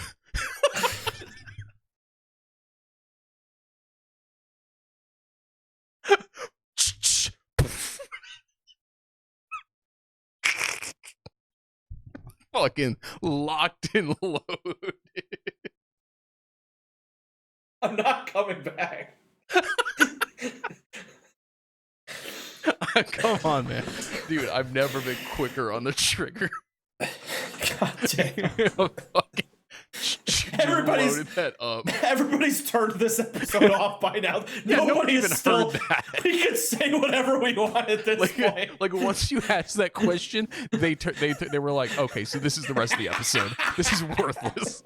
Like if you weren't on board with this 30 minutes ago, you're out.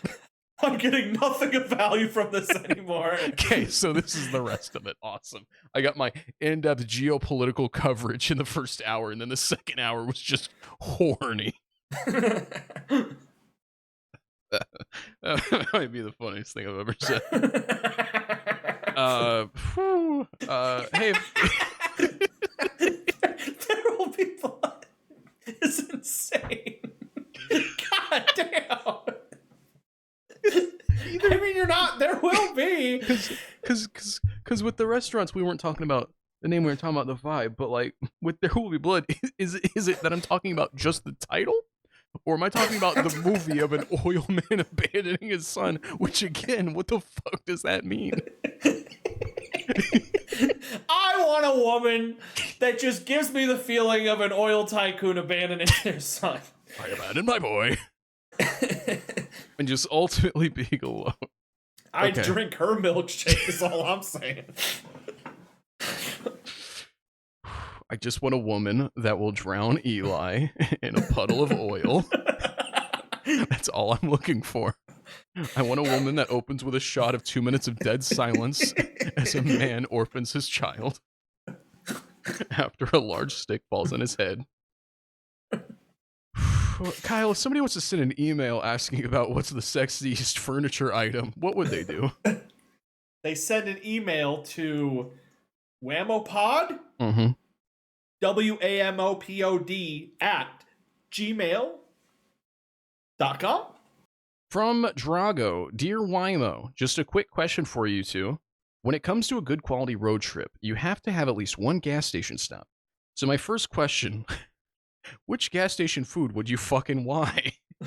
No, what is your I thought you were gonna say which gas station would be the hottest as a woman, and I'm like, the come and go. no. The what? The come and go. God damn it! He can't keep getting away with it! You can't keep doing this!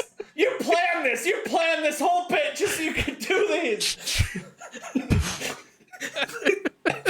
God damn it! Fuck you, Martin Scorsese. This is art.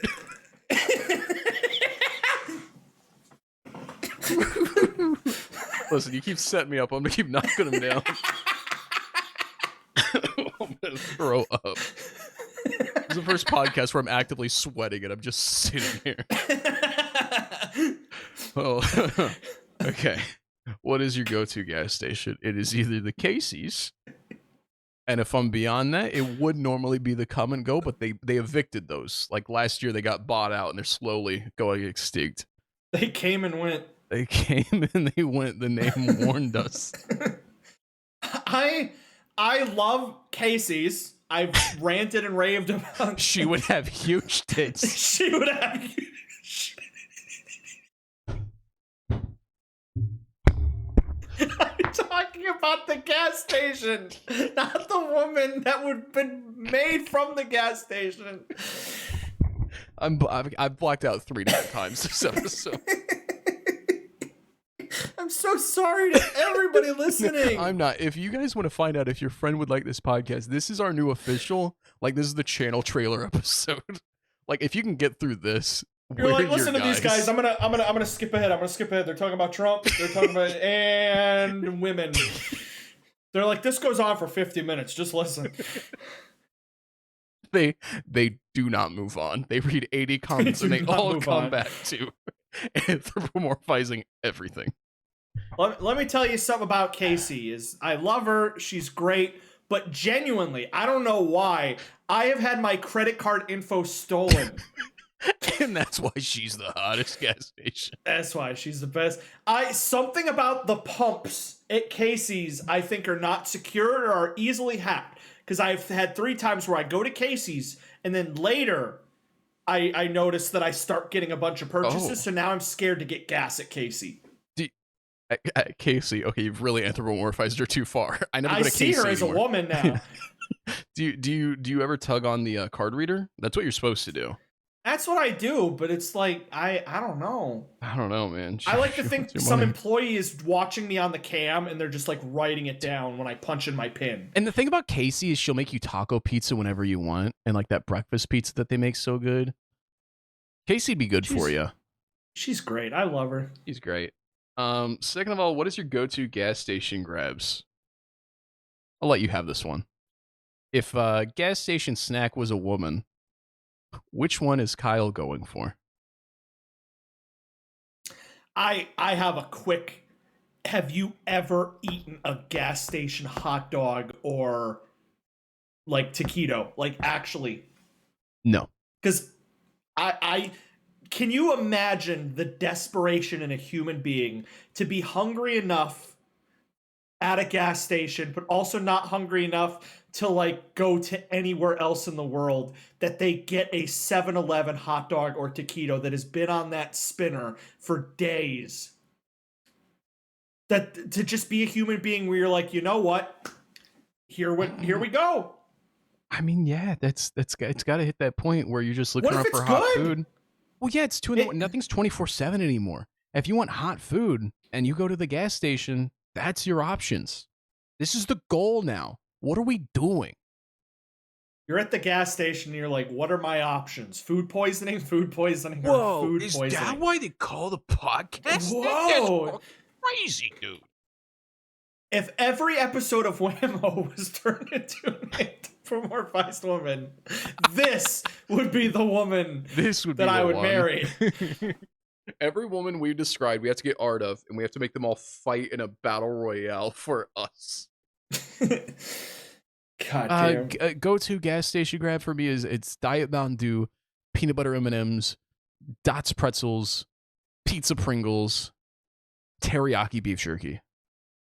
And there you go. And maybe combos, the pizza pretzel combos that they sell. If you've ever had combos, great gas station snack. Even you can throw in the Ritz cheddars. Ooh. If I'm driving, long drive, it's the big bag of Cheetos Puffs or Cool Ranch Doritos. Cheeto Puffs while driving? Your steering wheel must be the color of Trump's asshole. I use a plastic fork. I thought they're going to use a plastic cover on your steering wheel. I put down a toilet seat cover first. Put a cover on the wheel so that don't get on there. I'll either use a plastic fork or I do my tongue like an anteater where I hold up the bag and I just... You just... Yes, I go and I stab, and then like a medieval king, I eat the Cheetos off the fork. Because if you want to daintily stab just one, you'd have to take your eyes off the road. So yeah, you have to just like spray and pray the fork into the bag. I do that every time. I've never eaten Cheeto Puff with my hands in like the past 3 years. It's always a plastic or a metal fork. People don't realize how easy it is to just poke the Cheeto and eat, and you get none on your hands. That's brilliant. It's genius. Try it. I will. Driving with chips just feels it's almost as insane as driving with cereal. Like that's why I always just go jerky. Like people who drive and eat, which we all do, and we all judge each other. Like if I'm a passenger, a person will get a burger, and I'll get a burger. If I'm driving, I order the burger plain every time because nothing bad can happen. But when a person just gets a standard burger and they're driving, I think they're insane and they're asking for trouble. Yeah. My pro tip, if you need to get fast food and you're on a road trip, always go plain. It's fine. You'll live. It's still food. If you're driving, it should be something easy like chicken nuggets, fries. I get a 20-piece nugget and a plain McDouble. That is my road trip McDonald's order. I'm so good at eating and driving. I've eaten bowls of spaghetti and meatballs while driving to work. That doesn't mean you're good at it, by the way. That's not something you should do. Yes, I've gotten good at it. How are you good at eating spaghetti and meatballs while driving? The left hand holds the bowl. Okay. The right hand holds the spoon and the steering wheel. And every once in a while, you just go... Okay. You just right hand off the wheel into the SpaghettiOs, into the mouth, onto the wheel. It's a triangular motion of pure... A child steps out into efficiency. traffic and you need to swerve harder than 90 degrees to dodge him. How do you quickly get both hands on the wheel to perform that maneuver? You're running over the child. Because in the time it's going to take you to think to spill the SpaghettiOs or grab the steering wheel with the other hand, you will have already hesitated too long and hit the child. My crowning achievement was actually a week ago. I hit two of them. Right before work, I bought it at the store. It was a frozen meal. It's crustless pot pie. What? So it has no crust. That's soup. That's fucking soup. You bought soup. What do you mean? You bought First soup. things first, I don't need the judgment. Okay, I like what's in the Popeye, but I always peel off the crust anyway, so I wanted Popeye without the crust. Now, needless to say, I ate that on the way to work, and for some reason, it was very soupy. It was basically like eating a bowl of soup. And I managed to pull it off because I was so good at the SpaghettiOs, which are thick, that I was able to handle the soup. So I could eat a bowl of cereal on the way to work and not spill a drop. That's how good I am at what I do. If you're in the audience, you don't need to look up crustless pot pie. It's soup. Much like I thought it was. It's fucking soup. But it's good for you. It's good because the crust ain't good for you. It's I'm good just for saying, you. don't call it crustless pot pie. You ate soup at a premium. It's if I say I ate soup, there's so many things that could come to your mind. Can I clarify something? Yeah. Yep. Did you eat a Healthy Choice Cafe Steamer crustless chicken pot pie with 21 grams of protein and 300 calories while driving? It was perhaps that, or it was one of the steamers. But yes. Yeah. Yep. I found that so fast. Driving, that's a whole meal. That's a dinner platter that you ate while driving. I'm on a diet, but I also need to eat, and I also need to get to work on time. I have to put this up for the audience. It is peas and corn, carrots, chicken in a broth in a bowl, and he is eating that while driving. You fucking psycho. Next question. Before we debate which cafe steamer we'd fuck, I have a quick question. When you're at a barbecue, what keeps you coming back? Hot dog, burger, sauce, etc. Is the motherfucking burger. If it's a family grill night and dad's cooking burgers, incredible. Yeah. If I am at a party or a get together, there is nothing more bland and crappy than the guy just cooking burgers.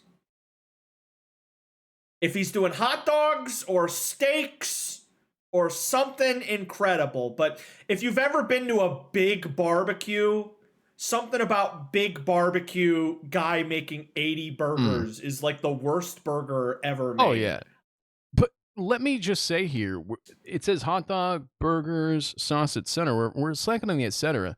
And the etc. is my answer for both the woman version of this question and the real question. And that is the Midwestern in us, Kyle. What is the most fuckable and most lovable food at the barbecue? That's the deviled eggs, my friend. Oh. That is the devil. She will treat you well. Little paprika on top. Oh, my Lord. Ate about 3 dozen of them. I'll tell you what. Oh, my Lord. I genuinely need to ask because I don't know. I always know that when people are working out and on diets, they either have the raw eggs or the hard-boiled eggs. Could I theoretically have a deviled egg diet? I'm pretty sure deviled eggs, because it's not just egg mush, they add in a ton of mayo. Yeah. And that's not good for you.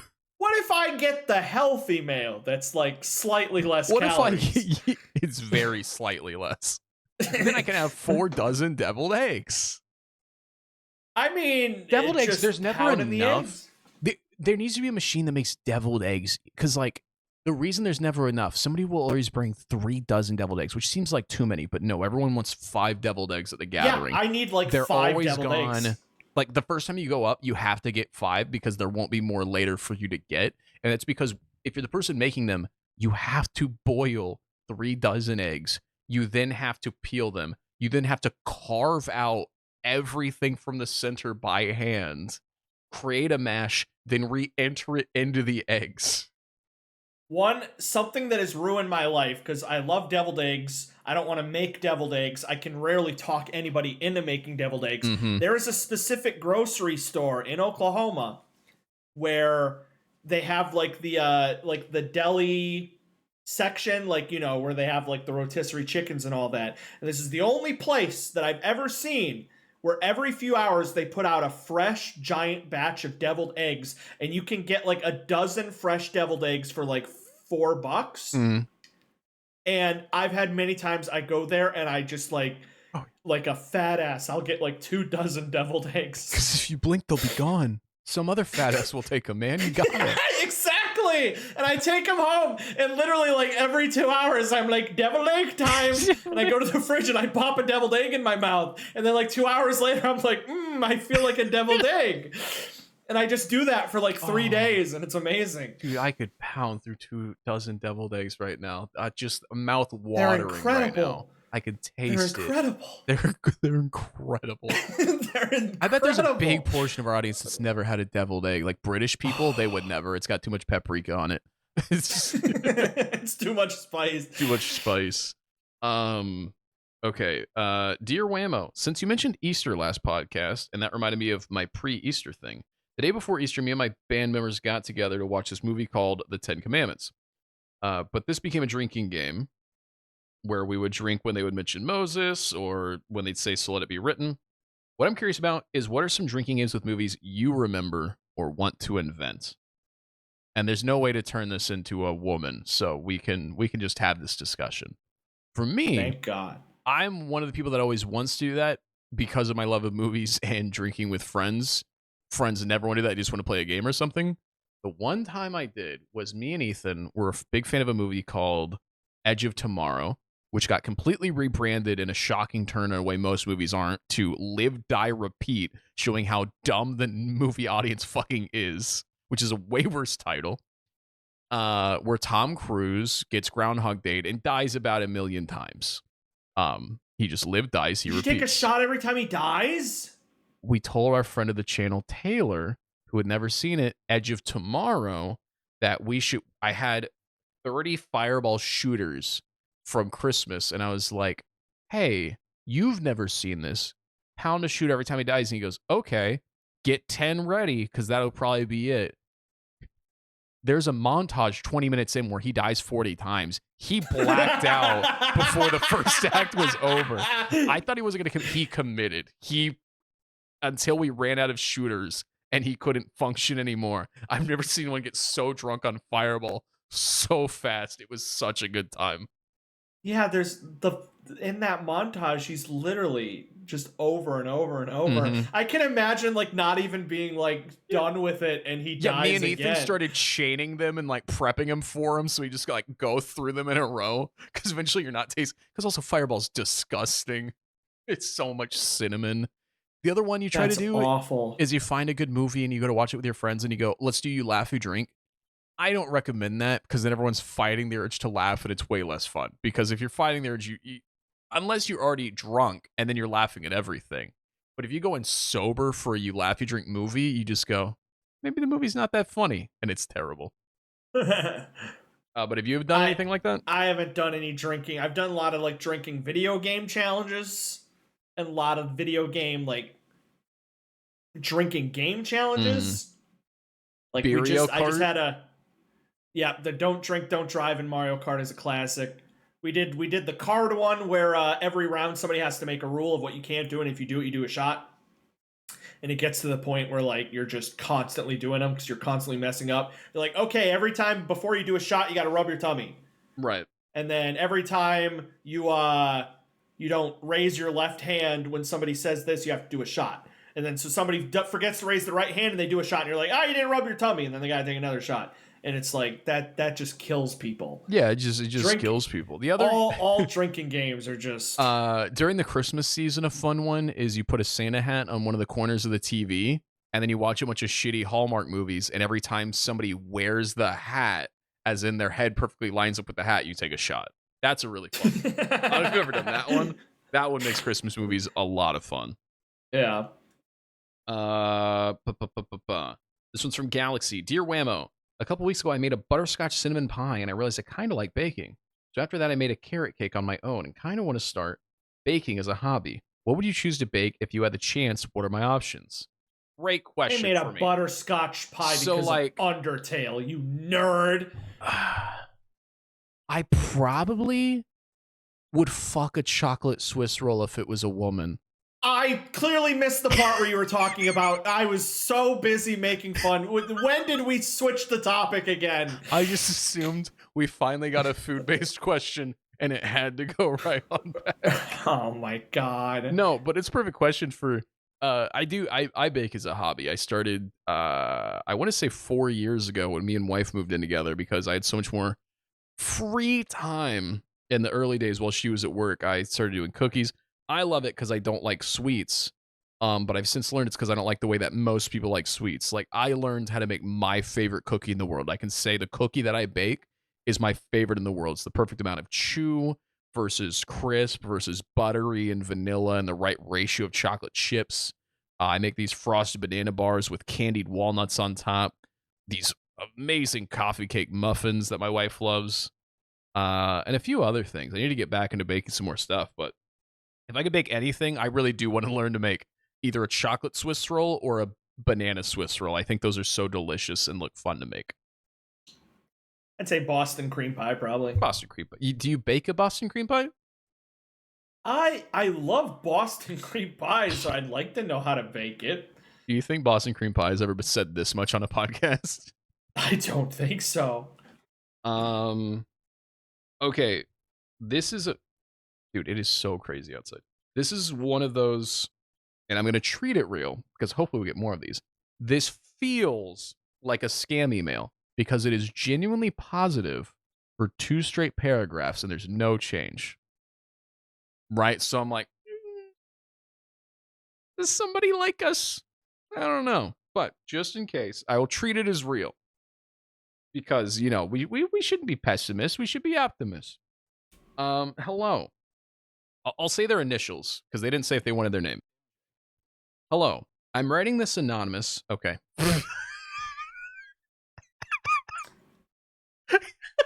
Wait, did they say from MJ, I'm writing this anonymous? No, I just read their name at the top of the email. And I assumed below, because they didn't sign it, that they didn't tell me what name they wanted. I should have pre-read. So hold on. So I'll censor that now. That's work for me. Hello. Can I say it real quick so that I can get bleeped? I've always wanted to be bleeped. Yeah, go for it. You're gonna have to do my voice too. Shit, my mouth, they probably can't read it. I would have censored anything you said. Why would you say that F word? You didn't have to say that.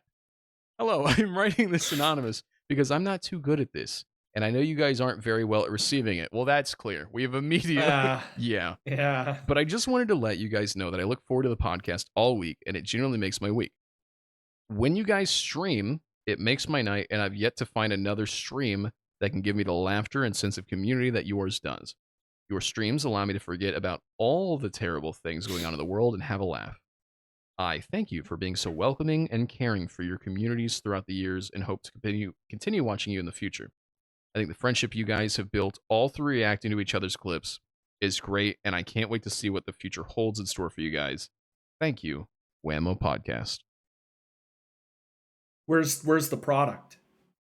Yeah, I thought it was gonna be like, so if you want to add your SEO searches, like, but they hit the points. They know we started being friends by reacting to each other's clips. They know it's shortened to the Whammo Podcast. They know we both stream, but then we join together to do a pre-recorded podcast. What a nice person. Yeah, they didn't try to sell me a product. Maybe that's for the next email. You know what sucks about us? Hey, it's me again. Have you heard of Squarespace? You want to see? Listen, everyone has their weak point. The fact that we went ad nauseum for There Will Be Blood being fucked as a woman, and we have everything to say about everything negative in the world, but we get one genuinely nice comment, and there's just silence for 30 seconds as both of us try to process a genuine human connection. Shows how fried we are. They're like, this doesn't sound ironic. I'm concerned. I don't know why we only get negative comments. It's not like we only feed them. Thank you. I mean, lamely, that is why I do it, at least, because whenever I thought everything sucked, I would seek out content creators, and this was before the Clavicules of the world really watered down the masses, and I want to do that for somebody else, and then I just threw myself at it for the last 12 plus years. So it's cool that now there's other Treys in that same situation that I get to give back to. That's inspirational. That's inspirational. All right, back to the fart jokes. Dick joke. Joke about a dick joke. Joke about a dick joke. This one's from Hannah. Hannah. Dear Whammo, you two have discussed many important topics ranging from sitting or standing to how to wipe. But there's one important debate that you have yet to cover. And here's why. I'm going to preface this. It's not a debate. This one, everyone agrees it's just lazy. The toilet paper roll, over or under? Sincerely, Kyle's most favorite coworker ever. So Hannah wants us to answer. Toilet paper roll, over or under? 1, 2, 3, over. Floor. Your toilet paper's on the floor right now, isn't it? Yes. Because you're too lazy to change the roll. So there's an empty roll on it, and then there's toilet paper on your floor. My toilet paper's on my bathtub right now. Because putting it on the floor is great. On the floor, that's disgusting. I don't have in one bathroom. It's on the sink because the sink is right next to the toilet. Yeah. My other bathroom, the toilet's one of those kind of like in the wall with like the two walls on the side of the toilet. Mm-hmm. So I have like the one on the back toilet, and then the ones I use are always right at my feet. And then when I'm done pooping, I bend over and I pick it up. Anybody, when they're asked toilet paper over or under, if they say over or under, they're either lying, because nobody puts it on. I don't think anybody puts it on the roll unless like somebody's coming over. I will say I have 2 bathrooms. I live with my wife. So here's if you're not thinking about it, who cares? I don't think it's that big of a deal if the toilet paper is put on under. I think if you are consciously thinking about putting the toilet paper on the roll and you with intent put it on under, you should be shot in the street. In my wife and our shared bathroom, I always put it over. I usually change the roll, but sometimes I'm lazy and I put it on the bathtub in there. In here, there's motherfucking... I don't think I've ever changed that roll. The plunger is in the bathtub. The toilet paper is on the side of the bathtub. It is all right there next to me. But yeah, there's just no helpful to putting it on the under. The under is objectively the worst way. I could argue the opposite. Why?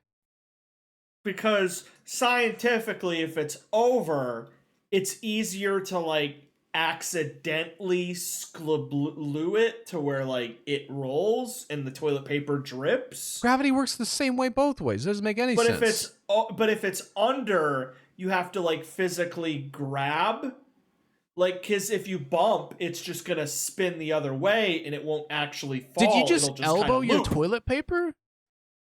Yes, because like sometimes you're pooping and you're like doodle-doo, and you'll be like boop, and you'll go, and if it's over, it's gonna go bzz, bzz, bzz, bzz, bzz. But if it's under, it'll just spin. But Kyle, what if I'm not elbow dropping? What if I'm elbow raising? Same thing. Well, then you're the dumbass. How did I get my arm up here, dumbass, if I didn't raise it? Why would your arm ever need to go get... higher than an 80-degree angle while you're on the toilet? Down. You just did makes that. Sense. Well, you're on your phone. You're like, yeah, to get it up this. here, yeah. Look, there's the shoulder, there's under shoulder, but then there's like above. You'd have to go above. Yeah, my point is right here is above the toilet paper. Okay, because that's yeah. So you can go down, and that pushes it down, right? Okay. What if I want to go back to the position I was just in? What would happen? Well, you don't. It's the chicken or the egg. Your arm was already up there, Trey. You didn't put it there. It can only go down. It can never go up, dumbass. That is it for the emails. If every brand of toilet paper. Listen, the toilet paper is slacking in that department because I'm talking about my man, the brawny, the quicker picker upper, the brawny paper towel man. Bend me over a stack of trees. You think that if the brawny was anthropomorphized, it would just become the brawny man? So would Charmin just turn into a bear and maul me? Yeah, that's why I didn't choose the bear, dumbass. That's exactly. Why do you think I didn't say Wendy's earlier when we were talking about anthropomorphized restaurants? Because they've already anthropomorphized themselves. Yeah. McDonald's is Ronald McDonald. You mean if I love McDonald's and I'm like, turn it in, and it just turns into the clown guy? Yeah, if you want to fuck McDonald's, like, you want to fuck Ronald, yeah. I don't want Or I don't know, Mayor Ronald. McCheese? Why would you fuck Mayor McCheese, though? You're the first person in history to ask that question. I want you Do you want to fuck Mayor McCheese? I don't think you do. Dude, if I didn't care about SEO, that would be the title of this episode. Do you want to fuck Mayor McCheese? Yes or no? Do you want to? Yes or no? Jesus Christ. All right. Spotify comments. Real quick, as we are flying past 2 hours. This is a good episode. I say that every week, but it's true. Tilly says, okay, but have you Seen Interstellar? Also, thank you for the Super Mario review. I've actually only heard bad things about it. It was unsure about Project Hail Mary, but I've only heard good things about that, so I know what the next good space movie is going to be. Yep. Yeah, I'd like to, when we do the Patreon, do supplemental, just like, because I know there's a lot of people that could give a fuck about hearing us talk about movies, but I could give an extra hour every week just about the movies that we've watched, because there's so much more. I went and saw a movie this week. Yeah, what'd you watch this week? I saw Exit 8. Yeah, how was that? Another It video was game incredible. movie? I think it's the highest rated video game movie of all time. It has like a 96 on Rotten Tomatoes. And the entire movie is just you walking through a hallway, and if you notice something different, because it's a loop, you walk through the same hallway over and over and over, but if you notice something different, you have to turn around, and if you notice something's not different, you have to go forward, and if you do that 8 times correctly, you escape. Damn, it is But well things rated. are scary, and the whole movie's just that. See, the game and then the subsequent movie just both kept reminding me how much I missed PT and what could have been. Yeah. Just the way it was like Flappy Bird, but it was just the perfect time. People were selling their like disconnected PlayStations that still had PT because they just took it off the market. I like the idea of going up to auteur Hideo Kojima and being like, I love your horror game you made. It's just like Flappy Bird. I just mean like the social impact you had to be there. Flappy Bird was crazy. The guy quit. Can we start comparing things to Flappy? Like, you see a movie and you leave a 5-star review on Letterboxd and you're like, it's a lot like Flappy Bird. Do you remember being in school with Flappy Bird? Do you remember the effect? Yes. Dude, when Flappy Bird came out, everyone dropped the full point GPA across the fucking board. Even the teachers were like, shit, I gotta beat that score. I remember the kid that first got triple digits. Everyone was like, okay, easy, cool guy. Like, it used to be the fastest kid on the track, but then it was who can get triple digits, Flappy Bird. And I was like, God damn, he's fucking cool. That's a cool guy. And then it was, whoa, who can beat Hideo Kojima's PT? It's the same thing. Bumblebee Boy, my friends want me to gain 100 pounds just to see me shirtless on a podcast, and that is very concerning. Also, future Kyle punishment should be an Interstellar commentary track. Dude, that's what I'm saying. We got to I would be ripping into the movie. I mean, that's what we would do, because eventually we got to do the old, like, you know what reacts, but for this on the Patreon. Interstellar would be good for that. You wouldn't be ripping into the movie. I'd be ripping into it. It's my least favorite Nolan movie. He's crying. He misses his daughter, and he's watching her life fly by because time is a valuable thing. It's That's so the sad. good scene. That's the good scene. That's the good scene. What about when Timothy That's the good scene. Chalamet finds out he's going to be a farmer? That's a good scene. I keep forgetting Chalamet's in that. He's in that movie for 5 minutes. And then Flower Baby 79 says, "Can almost guarantee Boss Man would have loved it for the bit and laughed at you, but also probably would have sent you home." This is in regards to us talking about you ripping a smoking bong weed for on the pod. 420. Yeah. It's not like anybody would. His power went out. No, it didn't. His power 100% His went power out. This went out. boy froze.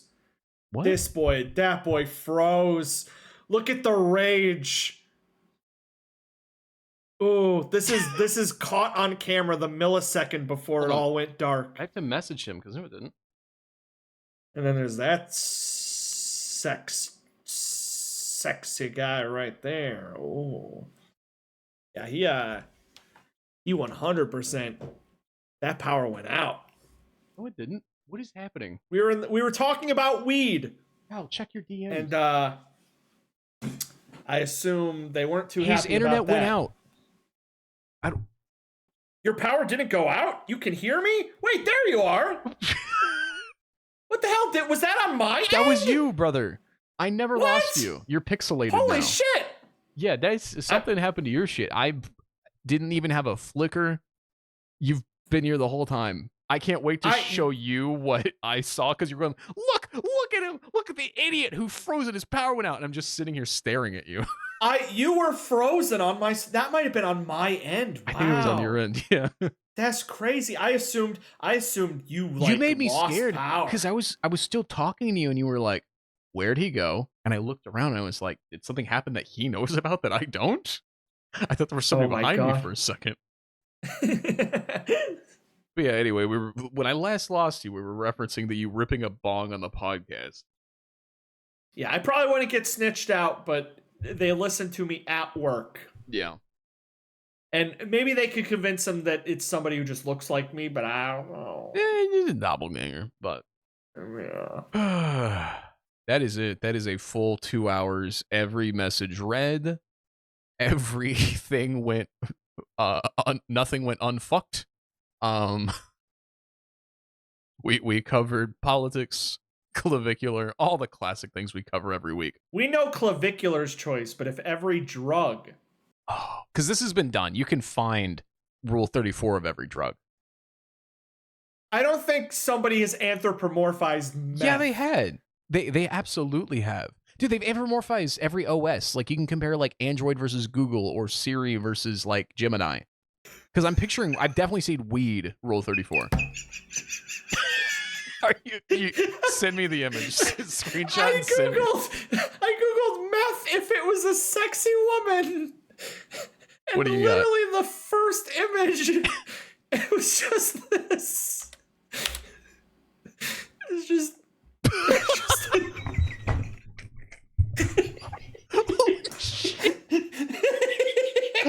Okay. just a woman breaking down, miserable. Shockingly, this image I can put on the screen. Yeah, it's just a woman who probably took meth and it's affecting her life terribly. She's very upset. The jarring of just Google being that. like, you want to see sexy, huh? All right, I'll get in the deep archives here for you. It's like, listen, man, you do meth. This is how you're gonna be feeling. I'm sorry. God, whenever I post the images along with the podcast link, people look at them before listening, them trying to put together what the fuck we talked about. Anybody who listens to the audio only version is just like, wow, I really do want to go and see what meth would look like as a sexy woman. Better boot up the YouTube clip. Oh, ecstasy. Yeah. Yeah, I think that's it. That's the one. That's the one. All right, take us away, Kyle. Oh, I'm Kyle. I'm Tway. That was technically an episode of Whammo. Technically. I think this episode we justified that everyone should have a podcast. And I think we all learned something. Well, we all learned something. You know where to find us. You know where to find us. YouTube, Spotify, Discord, the internet. I can't wait till you have to fully be the host with Bryant at your side and just It's I gonna be can't rough. wait to edit it, and it's like, okay, he never did an intro. Surely he'll do an outro. Nope, never did outro. never acknowledged the emails. Nope, not a single comment was read. Very cool. Very cool. He never put Bryant on screen. Don't know how he expects me to put him on screen manually after that. Can't wait. Oh. All right. Goodbye, everybody. We'll see you next week. Goodbye. Bye-bye. Goodbye.